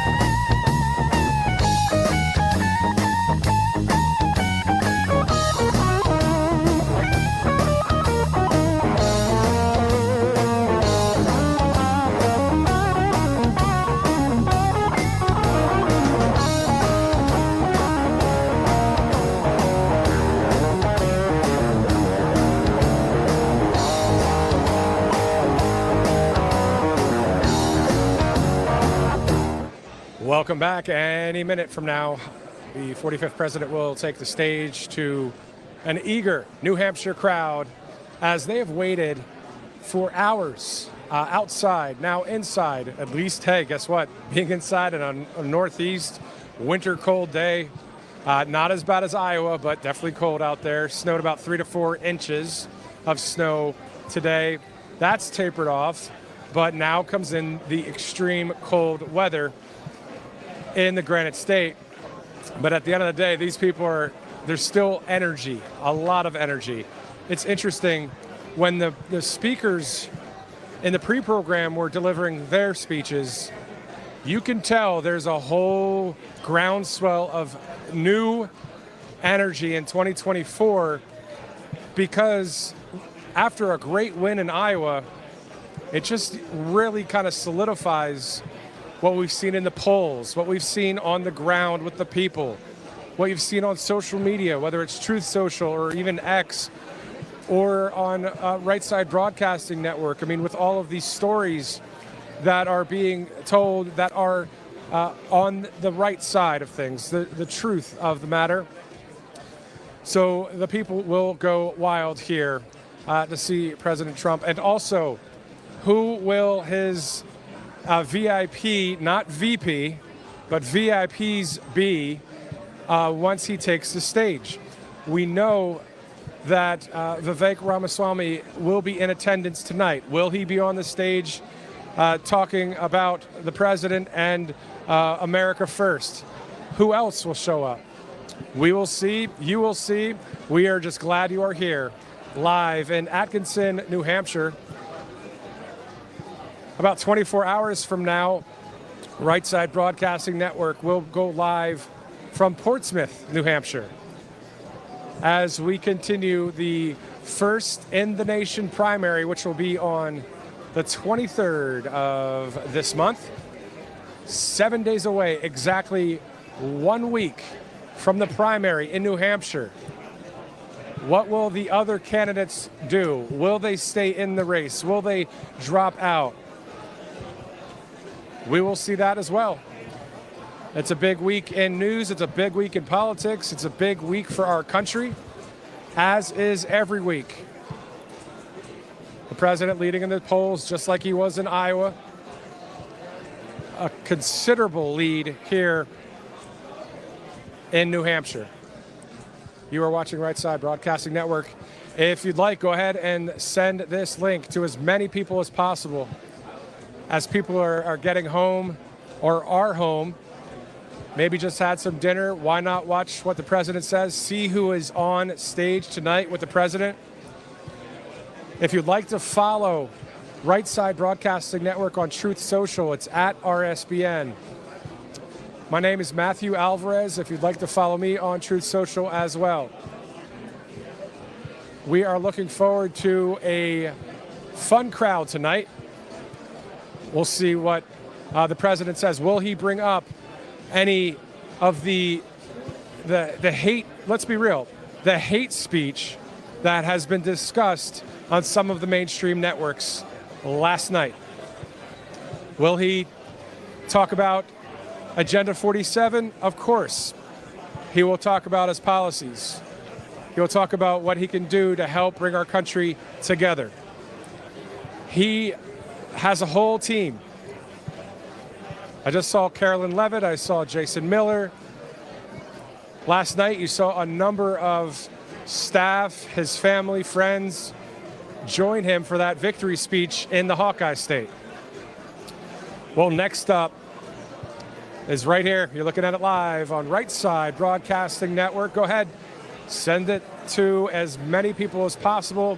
Those of you in the live chat, I know you're ready to hear the boss show up. And once again, as Carly Bonet says, the man, the myth, and the legend. You can feel the energy in the room right now, and it's not even one of those huge, arena rallies that Brian Glenn has reported live for so many of those. Christina Bobb, Vanessa Broussard, Jessica Rivera, and other ones as well. Myself, Matthew Alvarez. I mean, there's just a good energy right now in this room from the people of New Hampshire. Pretty exciting stuff. But other than being, excited about something, on the balanced other side of it, logically, here we go. President of the United States, President Donald J. Trump.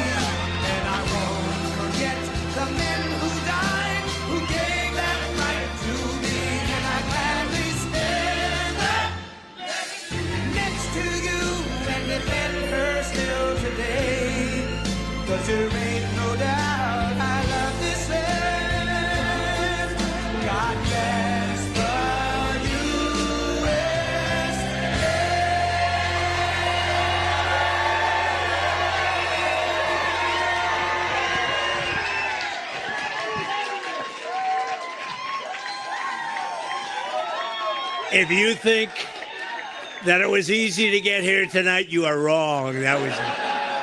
In fact, the pilot said, sir, I think you might have to do it maybe another time. I said, I'm not going to tell the people of New Hampshire I'm not going to be there tonight.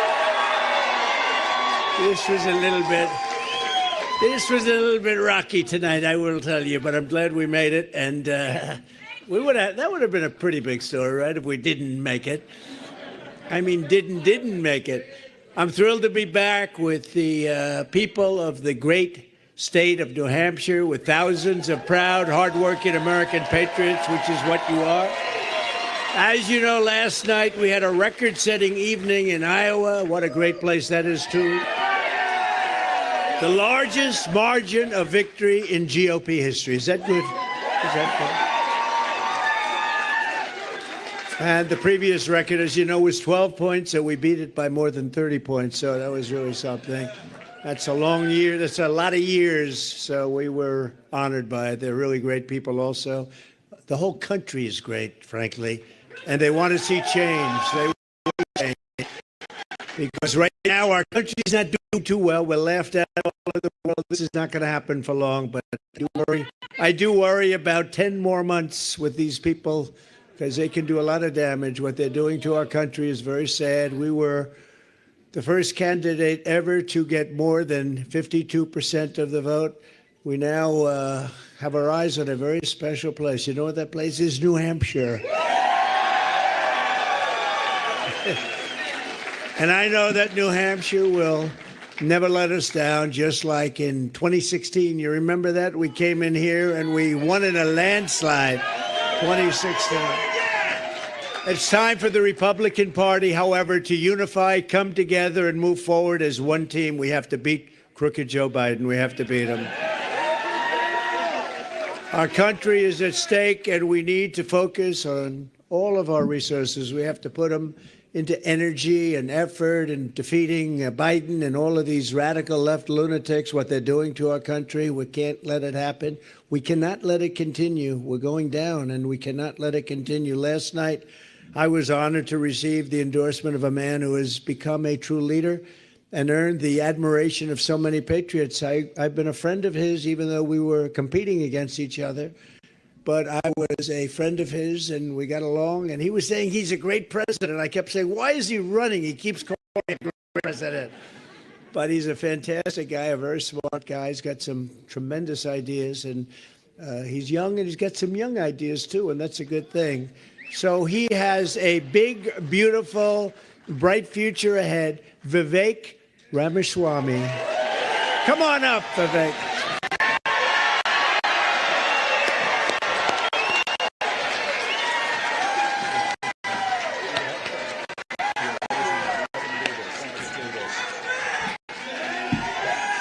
Let's do this, guys.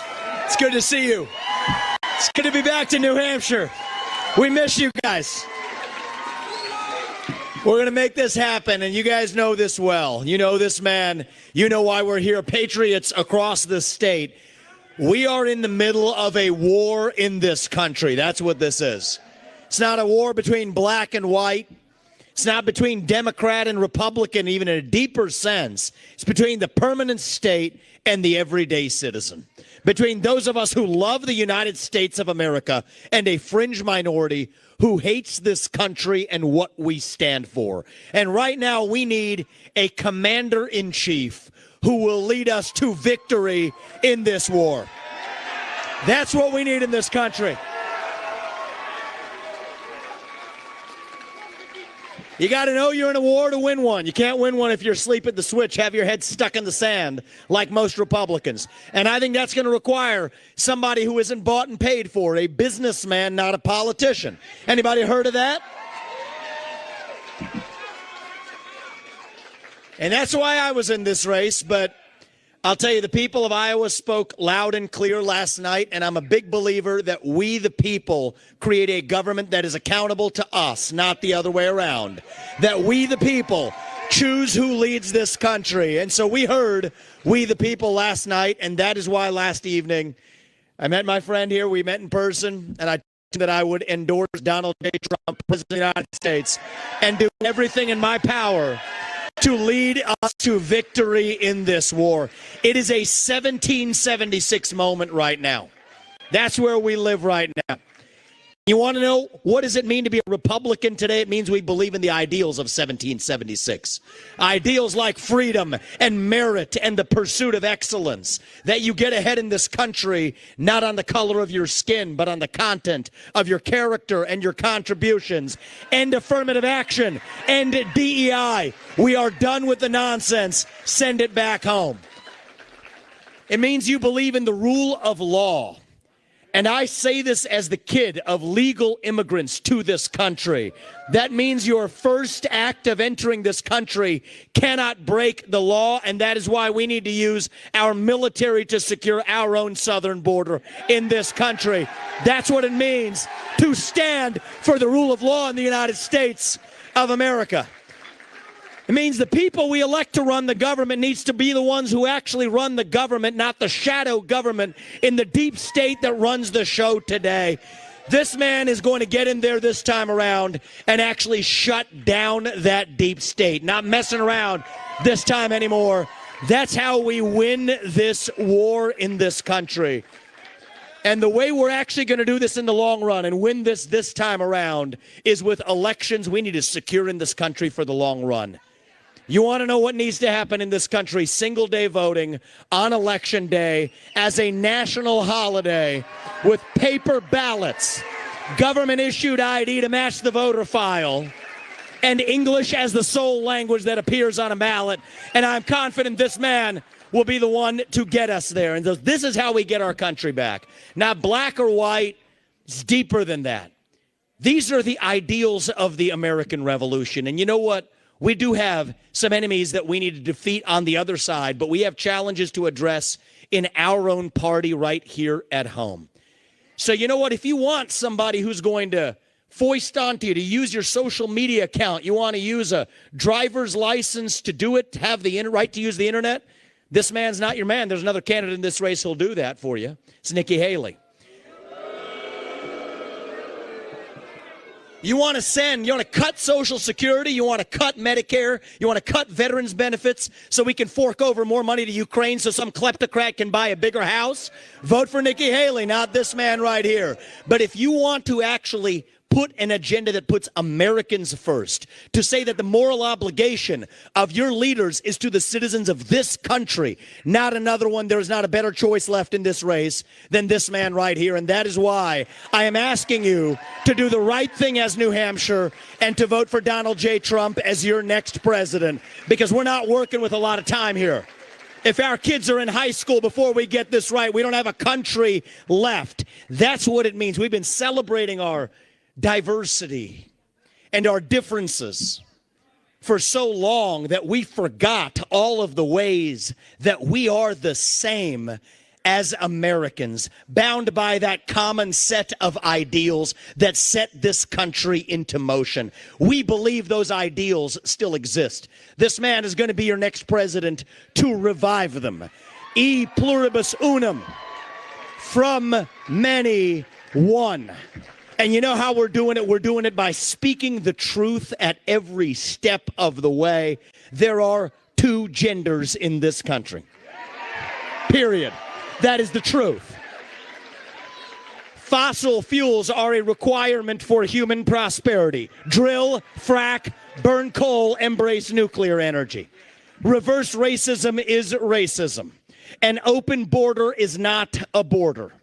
Parents determine the education of their children. The nuclear family is the greatest form of governance known to mankind. Capitalism lifts us up from poverty. There are 3 branches of government in the United States, not 4. And the U.S. Constitution is the strongest and greatest guarantor of freedom in human history. That is the truth. We fight for the truth. We stand up for the truth. That is what won us the American Revolution. That is what reunited us after the Civil War. That is what won us 2 world wars and the Cold War. That is what still gives hope to the free world. And if we can revive that dream over group identity and victimhood and grievance, then nobody in the world, not a nation, not a corporation, not a virus, not China, is going to defeat us. That is what American exceptionalism is all about. That is what we are going to revive to, yes, make America great again. Vote for this man right here in the New Hampshire primary. God bless you and your families, and may God bless our United States of America. Thank you, New Hampshire. It's good to see you guys. We're coming back and winning this in a landslide. We will not stop until we get this job done. Thank you all. God bless you and your families.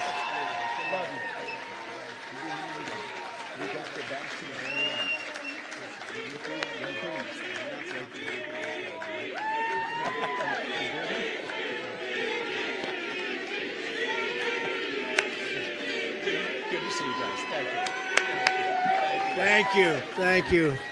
Wow, how was that? Pretty good, right? That was pretty good, and he's a fantastic guy, and he's really, he's got something that's very special because he started off with a Zippo, and he ended up very strong. He did a great job. I was actually surprised when he called because he was doing well, and it's an honor to have his endorsement. He's going to be working with us, and he'll be working with us for a long time. Thank you. And now for sort of the opposite, in my opinion. As you know, Nikki Haley, in particular, is counting on the Democrats and liberals to infiltrate your Republican primary. You know that. That's what's happening. You have a group of people coming in that are not Republicans, and it's artificially boosting her numbers here, although we're still leading her by a lot. You know, as you know, I watched her speech last night. I thought it was inappropriate. But because it's bad for Unity is bad for the party, what she said, but you'd almost think she won. She came in third, and she lost to not a particularly great candidate, obviously, as you've seen. She lost to somebody that beat her by about 2.5 points, Ron DeSanctimonious.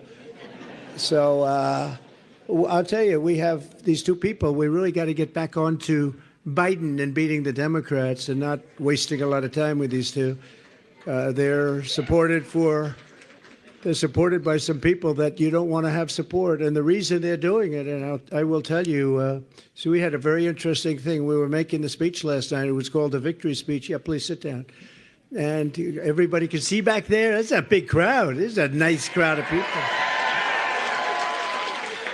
We're driving in the snow. You can't see three front. I mean, how you all got here. I said, will people show up? But they always show up, right? Because they love their country. But we were talking about her show and how corrupt the press is. And last night, it was amazing. NBC and CNN refused to air my victory speech. Think of it.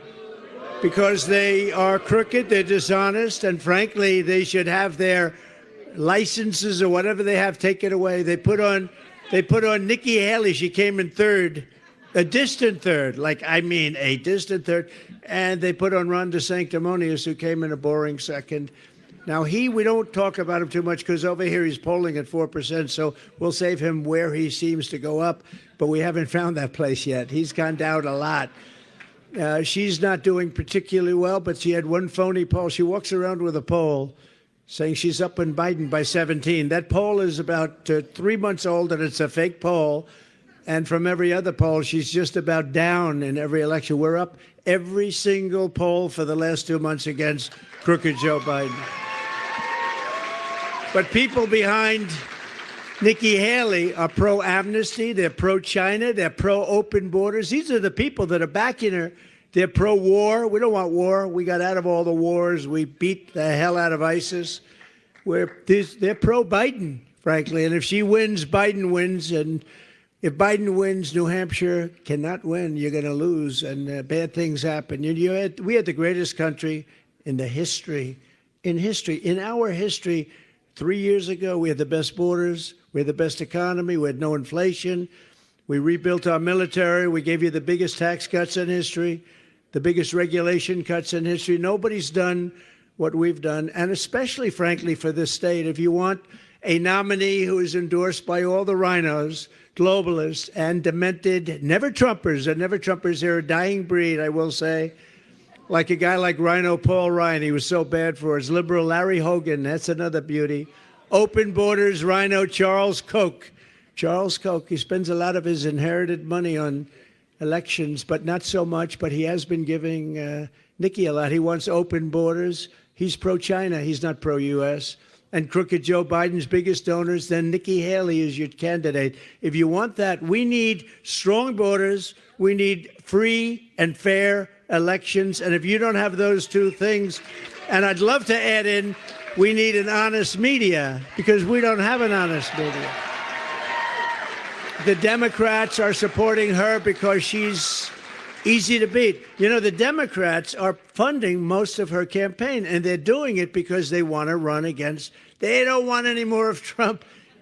How did they do in 2016? And then we did even better in 2020, a lot better, a lot better.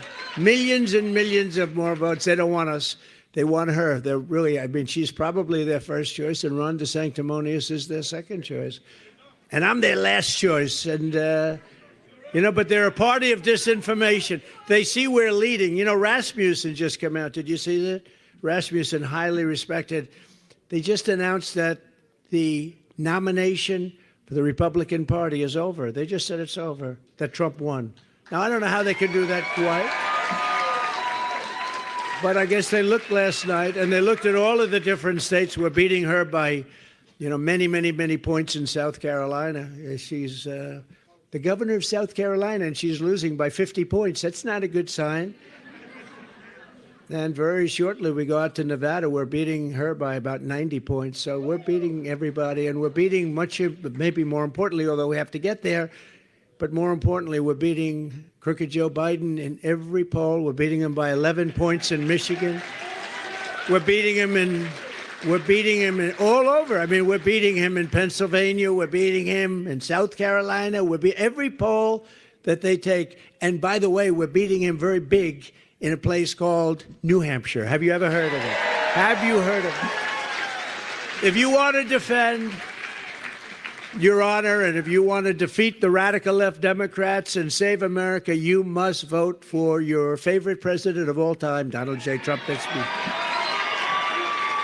The only way to stop the Biden lunatics and radical leftists is they're trying to cancel out your votes. They want to cancel out your votes. That's what they're doing with Haley. They love Haley because they're going to load it up with Democrats. They're not going to win anyway.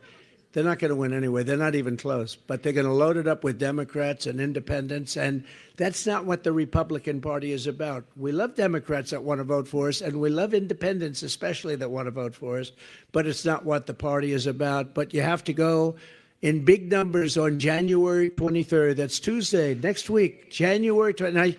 I spent so much time talking about this because we had these tremendous polls, just like we do here in Iowa. And I'd say, please, it's very important. We have to keep our eye on the ball in November, and we're sending a signal. So even if you don't believe the polls, or even if you think we're 1 point down, we're not. We're like 30 points up.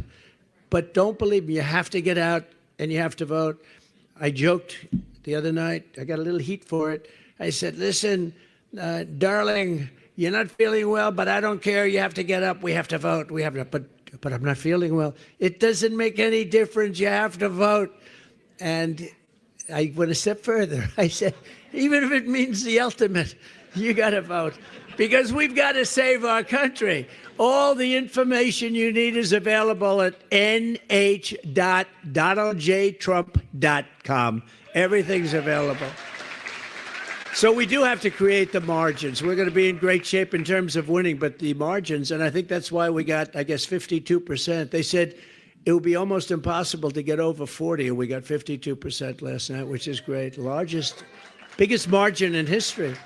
Biggest margin, by a lot, the biggest margin in history. With your help, 1 week from now, we're going to win the New Hampshire primary, and then we're going to defeat crooked Joe Biden. He's a crooked guy. He's the worst president in the history of our country. He's the most corrupt president in the history of our country. And frankly, he's the most incompetent president. You're going to end up in World War III with this guy. But we're going to take back our country, and we are going to what? Make America great again.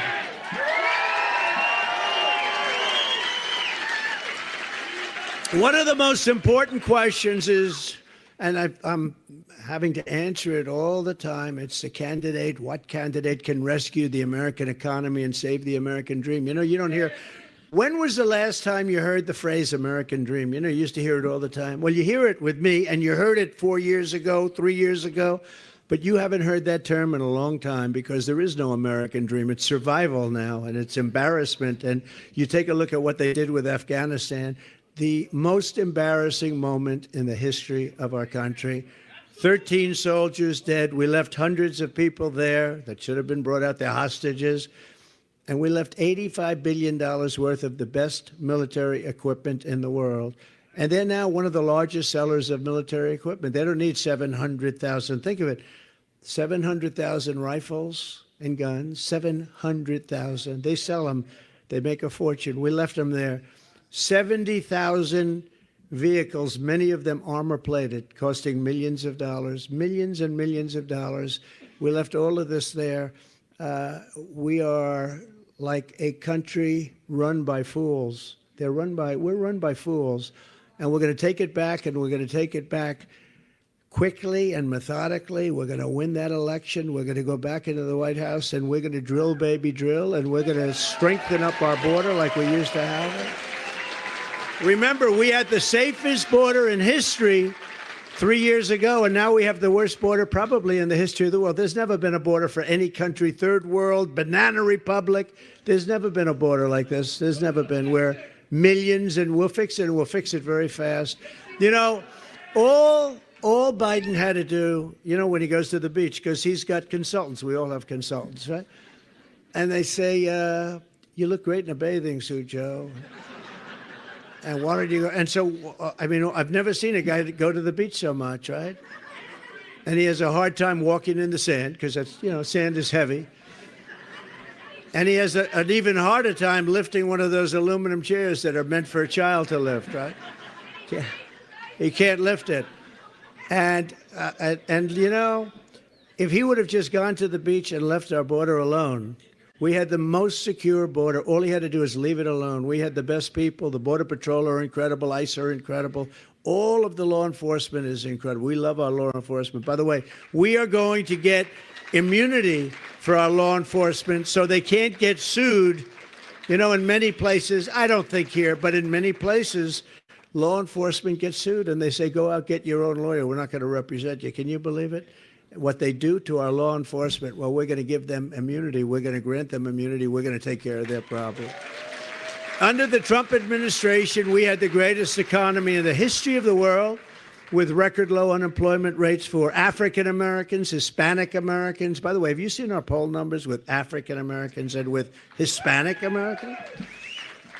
Oh, we're going to have, like last night was quite a surprise. That's why they couldn't put us on. NBC couldn't do it because the margins were so crazy. But I'm not that surprised because I see it. I feel it. We did great in 2016. We won. We did much better in 2020. But there is much more enthusiasm now than there was even in 2020 or 2016. Like, not even close.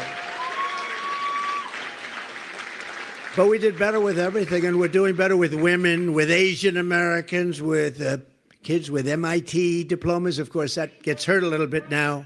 MIT has been a little injured with the three people, Harvard, Penn, went to Penn, and you take a look at MIT, they got badly injured. My uncle was a professor at MIT for 40 years, Dr. John Trump. He's the longest serving professor in the history of the school.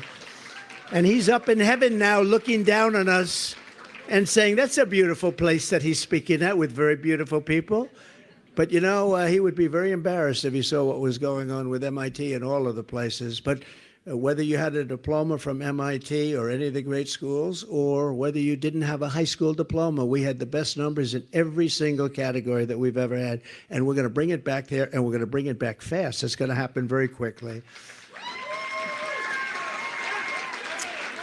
The lowest poverty rates, record high incomes, all of these things are what we had. We increased the typical American family's take-home pay by an astounding record-setting $6,000 a year, and they lowered it by $5,000 a year. Think of that. They lowered it. So you add those two, that's a lot. That's a lot. I passed the largest tax cuts and regulation reforms in history. We did the largest regulation cuts in history. We did the biggest tax cuts by far in history. And, they're coming due fairly soon, and the Democrats don't want to do it. That would give you the largest tax hike in the history of our country. Congratulations. Nobody cares about that, do you? Do you mind paying 50% more tax? Because get used to it. If they win, and I don't think they will, I don't see how they can. How can you win when you have open borders, when you have high interest rates, when you can't get a house anymore, you can't buy a house, your education stinks, everything's woke, that's all they talk about. They go after their political opponents with the DOJ and the FBI, that's me, they go after me. I got so many court cases. I've been indicted more than Alphonse Capone. You know who Alphonse? Greatest gangster of all time. He was the number one of all time, Scarface. Did anybody ever hear? He was a lovely man. If he had dinner, if he took you out to dinner, had dinner with you, and he didn't like the tone of your voice, you were killed, you were guaranteed. I got indicted more than he did, sir. But they're bullshit indictments, I'll tell you. They're Biden. You know what I call them? I call them, they're Biden indictments. No, they've weaponized the DOJ. They go after their political opponent. Now, in this particular case, didn't work out so well. So our polls are at record numbers. Like last night, we won in the history of Iowa. Nobody's ever come close to getting the kind of numbers I got. If I didn't get indicted all these times, and if they didn't unfairly go after, I would have won, but it would have been much closer, I tell you. I don't know if I would have made the trade. I might have just like the position we're in right now. We're doing very well on that score. Did you see Fannie? Fannie from Atlanta. She paid her boyfriend, a lawyer who had no experience as a lawyer and no experience doing what? Almost $1 million. And then they decided to go on beautiful Norwegian cruise line trips all over the place. He was a very generous person with our money. And he was the guy coming after me. Can you believe it? And they're all, every one of these people. These are corrupt people. These are corrupt. And you know what? Forget about me. They indicted 18 fine people, 18 people like you, in some cases elderly. They signed a slate, just like Thomas Jefferson did slates. They go slates, just like they did to me in 2016. They wanted a slate for Alabama that I won by 45 points. Okay, they said maybe he didn't win Alabama, but I won by 45 points. They could have picked something that was a little bit closer. But they go after people, and they want to destroy people, and they're evil. And we're putting an end to it, and we're putting an end to it fast. Because you can't have that happen. You can't have that happen in this country. And most importantly, under Joe Biden, our country is dying. I mean, our country is in serious trouble. And I stand before you today as the only candidate who is up to the task of saving America from every single Biden disaster. And they're only disasters. What has he done good? Everything. I mean, think of it. You had no inflation. You had nothing. Israel would have never been attacked. Ukraine would have never been attacked. I know Putin very well. There was no way he was going to do it. You know, one of the reasons he did it is Biden, drove oil prices up so high, makes his money with oil. He was making a fortune. He had plenty of money to prosecute it. But even without that, because ours was much lower, we had $1.87. Does that sound good? $1.87. But they would have never done it. Israel would have never happened. You see what's going on with Taiwan. China wants to go in there. He would have never done it. President Xi of China, strong man. He would have never, ever done it. Just watch as soon as it becomes clear on election night that we've defeated crooked Joe Biden, you will see your 401k soar, and you already see it. Every time we have a good poll or every time we have a night like we did last night, was that exciting, by the way? That was so beautiful. That was so beautiful. By the way, you think you have cold weather out tonight? That was 40 degrees below zero. If you had, like, I said, don't worry about it, we're in a car. Oh, really? If you had to walk like 15 feet from the car to the door, it was a very, very troubling experience. Your net worth will skyrocket as soon as we come in or as soon as it's known that we come in. You know, last time when we won the election, everything went up, and they got the credit for it. I said, no, you have to go from the election. Don't go from January 20th. But everything went up except the gasoline. The gasoline went down. The gasoline, we brought energy down to a level that you haven't seen in many years. And, you know, in New England overall, but New Hampshire in particular, you have the highest energy prices anywhere in the United States. I hope you know that, right? We're going to bring your energy prices down in half. We're going to bring them down in half. And it would be nice if your governor would help, because that's something he could do. You know, that's something. It would be nice if he would help. You know, you do know he ran for president. He just didn't have the courage to say, I'm running for president. He was all over the place for months, running. And then after he got his highest number, about 2%, he decided to announce that he's not running. But he didn't announce that he's running. He ran without announcement. And honestly, that's not the way to do it. That's not the way. But you have the highest energy prices, this area, in the entire country. We're going to cut your energy by at least half, and it'll be done in the first year. You watch. First year. The next Trump economic boom will begin on November 5th, 2024. That will be an economic boom. And, you know, the only thing that they have now is a stock market that's going up, and it's only going up because people think we're going to win the election. I don't know if you saw yesterday, I felt very badly for them. China had a crash yesterday in their stock market. You know why? Because I won Iowa. So when people, it's true, it crashed. So when people say, oh, I took in hundreds of billions of dollars from China, and literally as soon as those numbers started coming in yesterday, they had a crash, one of the worst numbers that they've had in years. But what that's telling you, and I'm not knocking them because I get along great with President Xi and I love China, I love everybody, but they can't take advantage of us. But it tells you better than anybody with the words and all the words and talk, and that tells you what it's about. If I get in, they know it's not going to be so good for them. And we want it to be good for us because for years they've taken advantage of us. They've taken big advantage. But during my 4 years, it was a whole different thing. I took in hundreds of billions of dollars. I actually took in 28. We have some farmers here, but I just left the place. We got a lot of farmers, and that's one of the reasons I won. In fact, my people said, "Sir, don't be so confident about Iowa, please. It doesn't sound good." I said, "I got them $28 billion for the farmers from China. Of course I'm going to be confident." I went into rooms. I said, "There's no way you're voting against. I got you 28." I said, "Do you think Biden, when he's sleeping, he's turning and twisting and sweating in bed, thinking about how to get his farmers taken care of and how to?" He just goes out like a light. Me, I twist and turn thinking about how we're going to make our country rich as hell again.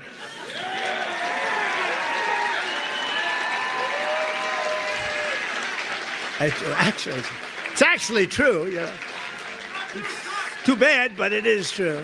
Starting on day one of my new administration, I will quickly end Joe Biden's inflation catastrophe by stopping his wasteful spending, terminating his Green New Scam. It's a Green New Scam. It's not a Green New Deal. It's called the Green New Scam. And tapping the liquid gold. So we have more wealth under our feet than any other country, but we don't use it. We're now getting oil. It's not even oil, it's tar. We'll drill, baby, drill is right. It's tar from Venezuela. We get tar from Venezuela. You know where we refine it? In Houston, Texas. And so if you're a believer in everything spewing, and I believe that, we all believe that, but if you're a believer, we are refining it. It's the only refinery that can do the Venezuelan tar, because it's a lot of tar. We have light, sweet, crude. We have the best oil. We have the most oil, and we don't use it. And by the way, you could use it a little, because if when we turn on the tap, you are actually going to go down at numbers that you've never seen before. And you started seeing that 3 years ago. You were at a low number. Now you're at a number that's very, very embarrassing for this country to have. But you are the worst of all. You're the highest energy in the whole country. So you can't vote for the Democrats and you can't vote for DeSanctimonious, but he's only at 4% or 5%. What the hell happened to him, by the way? Man, did he go down. Ron DeSanctimonious, did he go down like a... I don't even want to talk about him because I don't want to waste it. I do want to talk about Nikki because this perception that she's gone up. But I worked with her for a long time and she was okay. Not great. She was not great. She's not tough enough to deal with these people. I will tell you that. She's not tough enough. While Joe Biden is pushing the largest tax hike in American history, he wants to quadruple your taxes, I will make the Trump tax cuts permanent, and we will deliver more tax cuts, tax credits, regulation cuts for New Hampshire workers and family than any other. We were going to, just before COVID came in, we were going to drill like we've never drilled, and we were doing that. And we were in fourth place, then we were in third, second, first. And if you look at a chart, you'll see Saudi Arabia, you'll see Russia a little bit below that. You'll see a couple of others sneak in. I mean, they're pretty good. But all of a sudden, you look at this chart where we're like this, like, oi, and then I get in, and it goes, psh. We were doing much more than they were doing. But when I left, which was ridiculous that we had to leave, but we had to leave. We have to follow the laws of our land. But what a ridiculous... Isn't it amazing? They don't investigate the people that cheated in the election. They investigate the people that understand they cheated and go after them. But they don't investigate the people that cheated like hell. We have to have fair and free elections. We have to. Nikki Haley supported a brutal 23% national sales tax, which is a disaster, by the way, why she did it. And that's why some people call her the Nikki New tax. I don't think that's particularly good, but she did support. She wants a 23% national sales tax. And Ron DeSantis wants that also. He wants it to be 23. I think that makes them unelectable. I think if you have a 23% tax like that, I think it makes them unelectable. And there's other reasons they're unelectable, but I can tell you the greatest people in the world at misinformation and disinformation are the radical left crazy Democrats. If they think they're going to have an easy time with somebody, they'll say, oh, we don't want to run against them, they're so good. If they think they're going to get their ass kicked by somebody, they say, that's the one, we want to run against Trump, we want to run against. How did they do the last 2 times? It was not good for them.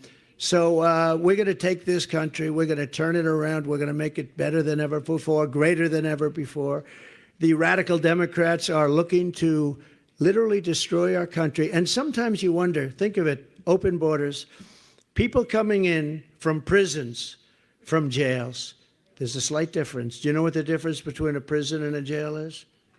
Not enough to talk about. Let's put it this way. Not enough to talk about, but they're coming in from prisons and jails. They're coming in from mental institutions and insane asylums. Insane asylum, that's a step beyond. That's Silence of the Lambs. That's Hannibal Lecter. Did you ever hear of Hannibal Lecter? They're being dropped into our country. Hannibal Lecter is coming in, lots of them. They're closing up insane asylums all over the world, not just in South America. They're closing them up all over the world. In Africa, in Asia, in Europe, in the Middle East. We're bombing Yemen. We have a guy who's in charge of our war. I read about it today.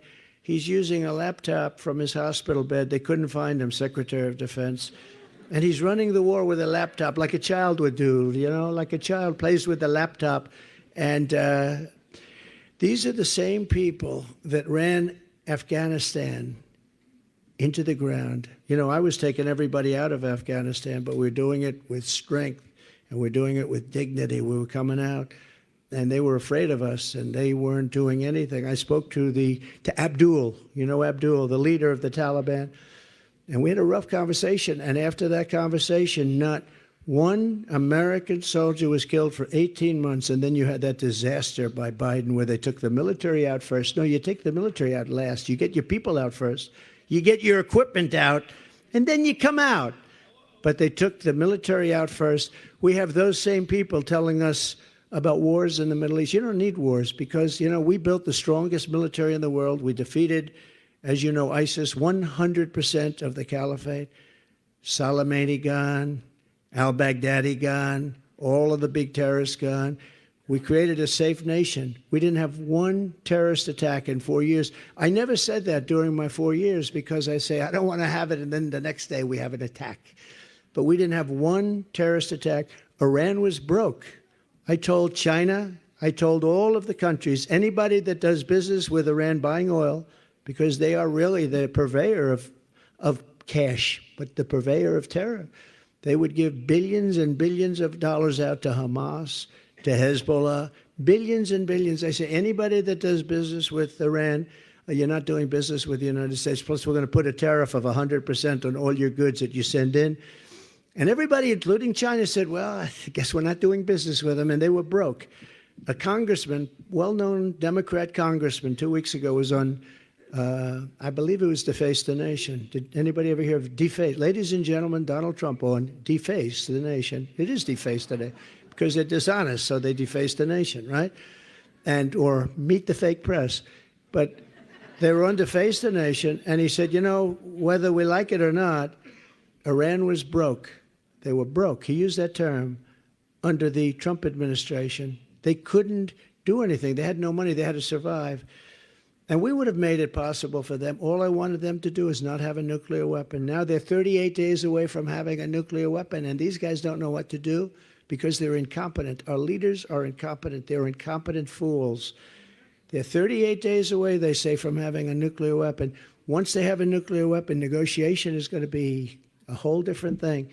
I was able to do a great job with Kim Jong-un. You might have heard of him. I used to call him Little Rocket Man, but he became somebody that we actually got along with very well. He'd love to see me back. We had a very good relationship. When the press hears I have a relationship with Kim Jong-un or any of them, they say, that's terrible. No, it's not terrible. It's called smart. You have a relationship. You would have had a nuclear war if Hillary Clinton got it. You know, you would have had a nuclear war if Hillary Clinton got in. But we're going to turn it around. We're going to turn it around fast. You don't have to get into these wars. Look at what's happened in Ukraine. Place has been decimated.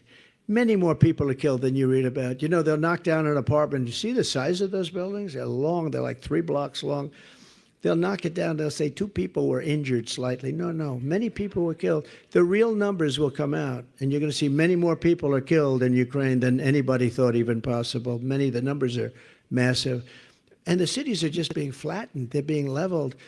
Buildings, you know, it's their culture, the magnificent golden towers going up that are 1,000 years old, and all this stuff is just being leveled to the ground. It's so sad to see. This never would have happened if I were the president, and everybody knows it. And it didn't happen, you know. People say, well, how do we know? Well, it didn't happen. For 4 years, it didn't happen. And Putin and I got along very well. It would have never, ever happened. I talked about it. That was the apple of his eye. There's no question about it. I said, don't do it, Vladimir. Don't do it. We had some good talks, I will tell you. But he wouldn't have done it. And likewise, they would have never done the attack on Israel because they didn't have the money to do it. And they knew that there would have been a very big attack back. And it would have never happened. What they did on October 7th, what they did was unthinkable, so horrible. But it would have never happened. All of these things would have never happened. Inflation would have never happened because oil caused inflation. Energy caused inflation. Energy is so big. If you make donuts, you need it for the stoves, for the trucks, you need it to distribute. You need every business. There's not a business that doesn't need energy, and most of the energy is oil. And what they did with the oil was so bad. It's just so bad, and that caused the inflation. Now it's you look at the price as an example of bacon, up 5 times. What does 5 times mean? I looked at it the other day, but our food prices are up 45 and 50%. Our energy's up 50%. Everything's up to a level that even if you were doing well, you're losing. You're way, way behind the 8 ball. Well, we're going to all bring it back for you. It's not going to be complicated, and it's going to go very fast. So I'm the only candidate who can withstand the vicious media smear machine. It's a vicious group of people back there. And the dirty tricks that the Democrats have in store. Because remember, if I wasn't running, they'll do the same thing to whoever it is that is running. And you watch, they'll wilt like little babies. They're going to wilt like a beautiful rose. You watch, there's nobody else could take this crap, I want to tell you. There's nobody else could take it.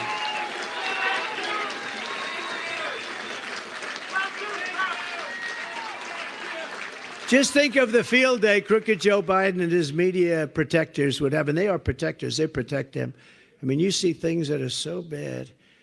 I mean, he can't walk off a stage. He's looking for the stairs. Where am I? Where am I? This guy's negotiating nuclear with Putin. Where am I? They all grab, you know, you ever see they set, Secret Service, by the way, is great. They run up on the stage to grab him because they're afraid he's going to fall off the front of the stage. No, there's stairs all over. We got 3 of them here. One there, one there, one there, right? And he doesn't know that. And his speeches are not exactly good. They're very short, you know, because you run out of octane, you know. You run out. You ever notice he starts off, hurrah, MAGA, MAGA, MAGA. We're going to get MAGA. By the end of the speech, he's like, oh. They say, get him off the stage. He needs another act. Whatever happened to that? Whatever happened to the cocaine? Whatever happened to whatever the hell it was that they had in the White House a couple of months? That was a strange event. That was a strange. No, we're laughed at all over the world. We're laughed at. You know, look, I know the leaders of the world. I know them very well. Got along with most of them. The tougher they were, the better I got along. I don't know what that is. That's maybe something a little sad. But I got along with the toughest ones. Maybe that's the best thing. But the ones that were weak and ineffective, I didn't actually get along with them as well. But they understood. But, you know, when you look at what we have here, can you imagine what they think when this guy walks into their office and he can't put 2 sentences together? And these guys are at the top of their game. They're all at the top of their game. And we have a guy that 30 years ago really wasn't very good. But now he's really bad. Now he's really bad. Just ask Ted Kennedy. Good old Ted Kennedy told me a long time ago, I was friends with him in Palm Beach. I said, Ted, let me ask you a question. who's the smartest guy in the Senate? And he gave me an answer. I won't tell you who it was because I can't stand the guy, okay? I said, who's the dumbest? Yeah, I got along with him because I did him a big favor in Palm Beach. They had a house, the Kennedy compound, a very rich family in Palm Beach. And I did him something that was a very nice favor, very, very nice. And for some reason, he never forgot it. He liked it. I liked him. He was slightly left of me, like by about 200 degrees. But he was a great guy, an entertaining guy. I said, so who's the dumbest? Who's the dumbest guy in the Senate? And he goes like, probably Joe. I said, who's Joe? He said, Joe Biden. He doesn't understand anything that's complex, like taxes, although he does understand, if you think about it, he does understand something about finance because a lot of money pours into his account. But he said, probably Joe. And I always remember that. That was a long time ago, 20, 25 years ago. Long prior to his death, actually. But he said, probably Joe. Who's Joe? Joe Biden. So this is what we have. And now he's our president. And now he's our president at a reduced level. Okay, at a reduced level. You know, we're dealing with the most complex and most powerful weapons in the world. And we have a man that has no idea what he's doing. And you'll end up in World War III. I'm the only one that can promise you that we will not end up in World War III. There's not going to be world wars, not with me. There's not going to be world wars. And we do that through strength, not through weakness. So what I want to do is I want to just tell you, it's very simple. We have to get out. We have to take back our country. We have a country that's in such bad shape. We have to take it back. Nikki Haley is a disaster. She worked for me for a long time. I mean, I know it very well. I actually put her there for a different reason. I shouldn't say this, but you had a lieutenant governor named Henry McMaster who was fantastic. I figured if I took her out of South Carolina governorship, put her someplace, any place, I put her someplace, then Henry McMaster, who was my friend and who's turned out to be a great governor in South Carolina, Henry McMaster would become the governor. So I moved her to the United Nations. And honestly, she was not a good negotiator. She was not a good negotiator. Now she likes to talk about when I negotiated with China. I negotiated with China. I did all of it. We got in hundreds of billions of dollars, and I did it. And, you know, she has a hit on Social Security. You know, she wants to raise the age very substantially. You don't need that. We don't want to do that. And we have that liquid gold. We don't have to do that to our seniors. You earned it. You're right. Who said that? That's a good point. You earned it. You did earn it. And you don't need that. And the same thing with Medicare. They want to obliterate it. We're not going to do that. So I say this. Get out and vote. And make sure we win by big margins. The bigger the margin, the bigger the mandate that we have, the stronger we're going to be. And I mean strong, not just for the next state, because the next state is Nevada, and we're leading by 90 points. So I mean, unless you had a catastrophic event, I think that's in good shape. And then we go to South Carolina, we're leading by a lot. And then we're leading by everything, by everywhere you go. But I'm talking about November. We have to win. Let's send the word to the other side. They're very destructive. Remember this, and I say it all the time. If you took the 10 worst presidents in the history of our country, they will not have done the damage that crooked Joe Biden and this corrupt administration have done to the United States of America. So we want to send a strong signal. So even though we're leading by a lot, you have to go out and vote. You just have to do it. If it's cold, if it's hot, I don't care what the hell it is, you have to go out and vote, okay? And just don't sit back. You know, the one thing, and they really did it in every speech, I started up by saying, look, we're leading by a lot, but you must go out and vote. Don't sit home and say, well, you know what, I love the president, but he's going to win by so much, because we have to show big margins. We have to show margins like never before, which is what happened last night. We have to show margins like never before, because we have to take back our country. And if we don't take back our country, we're not going to have a country. I love your state. There's never been a better president for your state. Your businesses were thriving. And frankly, anything they have right now, and it's not very good, is running on the fumes of what I did, what my administration did, but what I did. So we're going to get your gas prices down. We're going to get your taxes down and extended. They're going to, if they let the Trump's tax cuts, the biggest in history, If they let that float and go back, your taxes are going to quadruple. It's going to quadruple. We can't let it happen. So we have to win in November, but let's just start with your vote next week, Tuesday. You have to go out, you have to vote, and you have to give us those margins. And I want to thank you, though, because I said at the beginning, remember, that in 2016 I came here, and you gave me a vote of confidence like nobody could have ever given anybody. We won by massive numbers, and it was an amazing thing. It was a great vote of confidence. And don't forget, I never did this stuff before, right? Now I did it. I know everybody, and I know the weak ones, the stupid ones, the brilliant ones. I know them all. I know the best ones. I went there. I said, how's this guy? I had to rely on rhinos to give me advice. I don't like that kind of advice. And we had great people. Look, we rebuilt our military. Think of all the things we did. Even right to try, you know, medical. So for years and years, they wanted to get right to try, what's called right to try, meaning to try a medicine or a cure for a disease. The problem was nobody wanted it. The country didn't want it because of liability. Doctors didn't want it. The insurance companies didn't want it, and the pharmaceutical companies. But we have the best labs in the world. And people are dying, and we thought that maybe we'll do something. And, you know, they'd come to me and say, we can't do it because if we do it, and if they get injured because of the medicine or whatever it is that they're going to be doing or taking, we'll have a liability. I said, these people are terminally ill. They're not going to get injured. They're dying. They're going to be dead in a fairly short period of time. They will sign something, and I got everybody in a room. I did it. I got everybody in a room, and I got the insurance companies to agree. Got everybody with the insurance companies and the labs. I said, we're not going to count it on your numbers. Or a separate set. They didn't want to take people that were terminally ill because they didn't want accounting. You know, it doesn't make their product look good. I said, but look at it a different way. Think if it works, then you got to save all these people. And that's what happened. And so we have saved thousands and thousands of lives with right to try. And that had to get passed by Congress. We had to get that through Congress. So I just want to say, we love you. I'll be back here for a lot because we want to win this. We want to win this state. We want to win this state. And now I'm going to go out and brave that cold weather, and I'm going to get back to that airplane.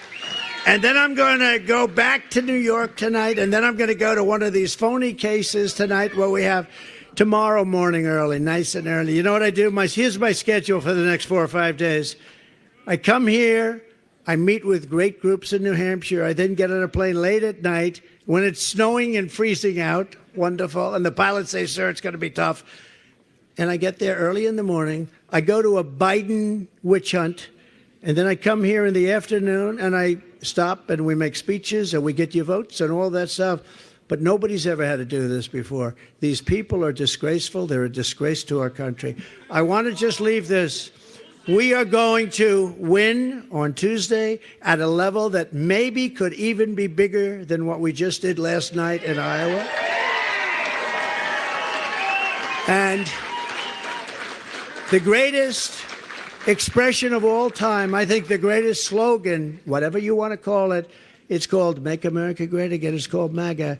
It's the greatest of all time. We are going to put America first, and we are going to make America great again. Thank you very much, everybody. Thank you. Thank you. Thank you very much, everybody.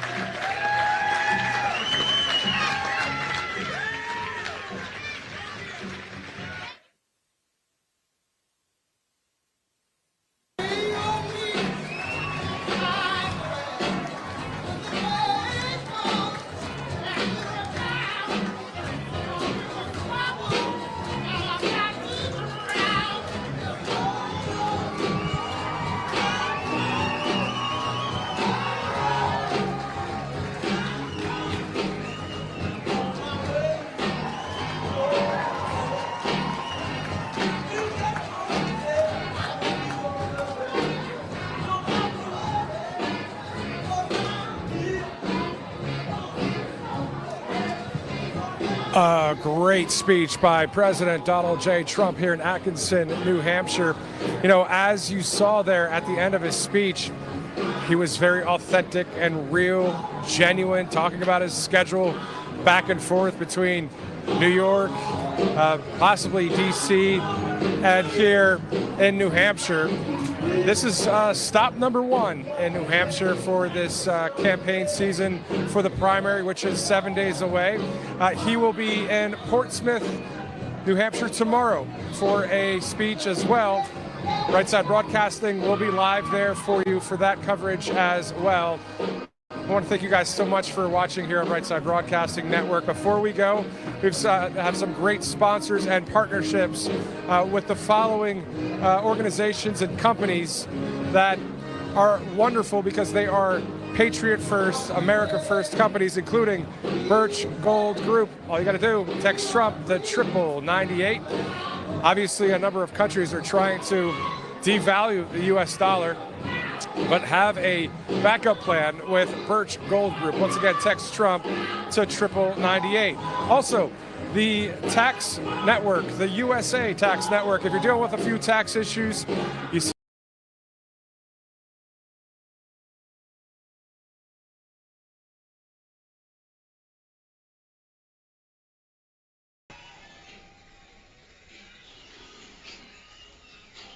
What's going on, Yami? And Yami, I don't know if you're still there, man. I saw you.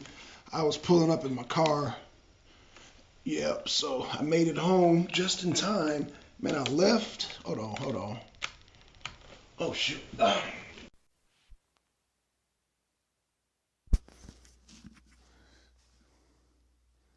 we got Yami in the house. Hold on. Uh-oh, hold on.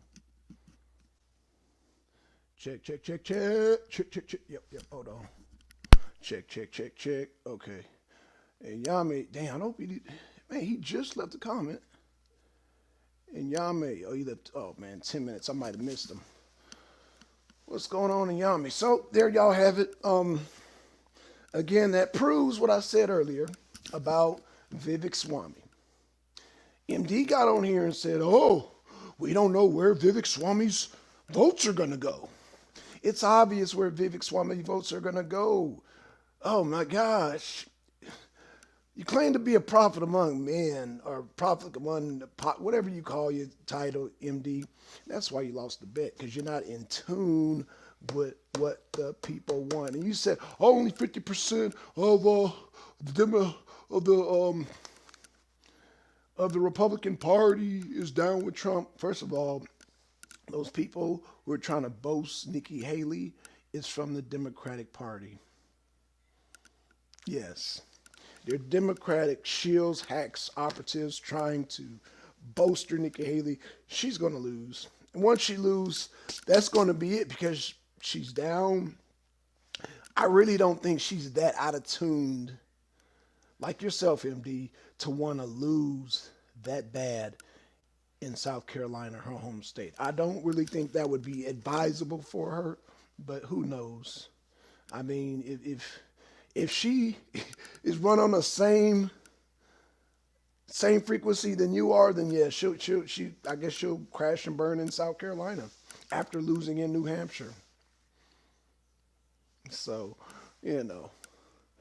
so it is what it is, man. Shout out to Inyame, shout out to MD, shout out to Underrated Darkness. Hey, man, I was out and about. I had to go get the vegan tacos. Who else showed up?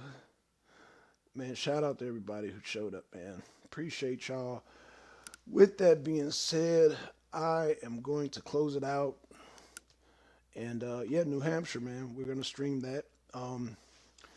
Will I do a show tomorrow? Probably so, because, it's bad outside. It's so bad outside where the ice, there's black ice everywhere. I've seen black ice on the road, so it can only get worse by the temperature. And so y'all see what I'm wearing, right? Yep. Had to go out in this outfit because it was that damn cold. And I got to put this on like 5 times a day, man. Good thing I got a whole stack of these. So All right, y'all. Thanks, y'all, for coming out. With that being said, man, we out, y'all. Peace. Closing on out. I'm going to give y'all, and we will see y'all tomorrow. Mañana por mañana, amigos.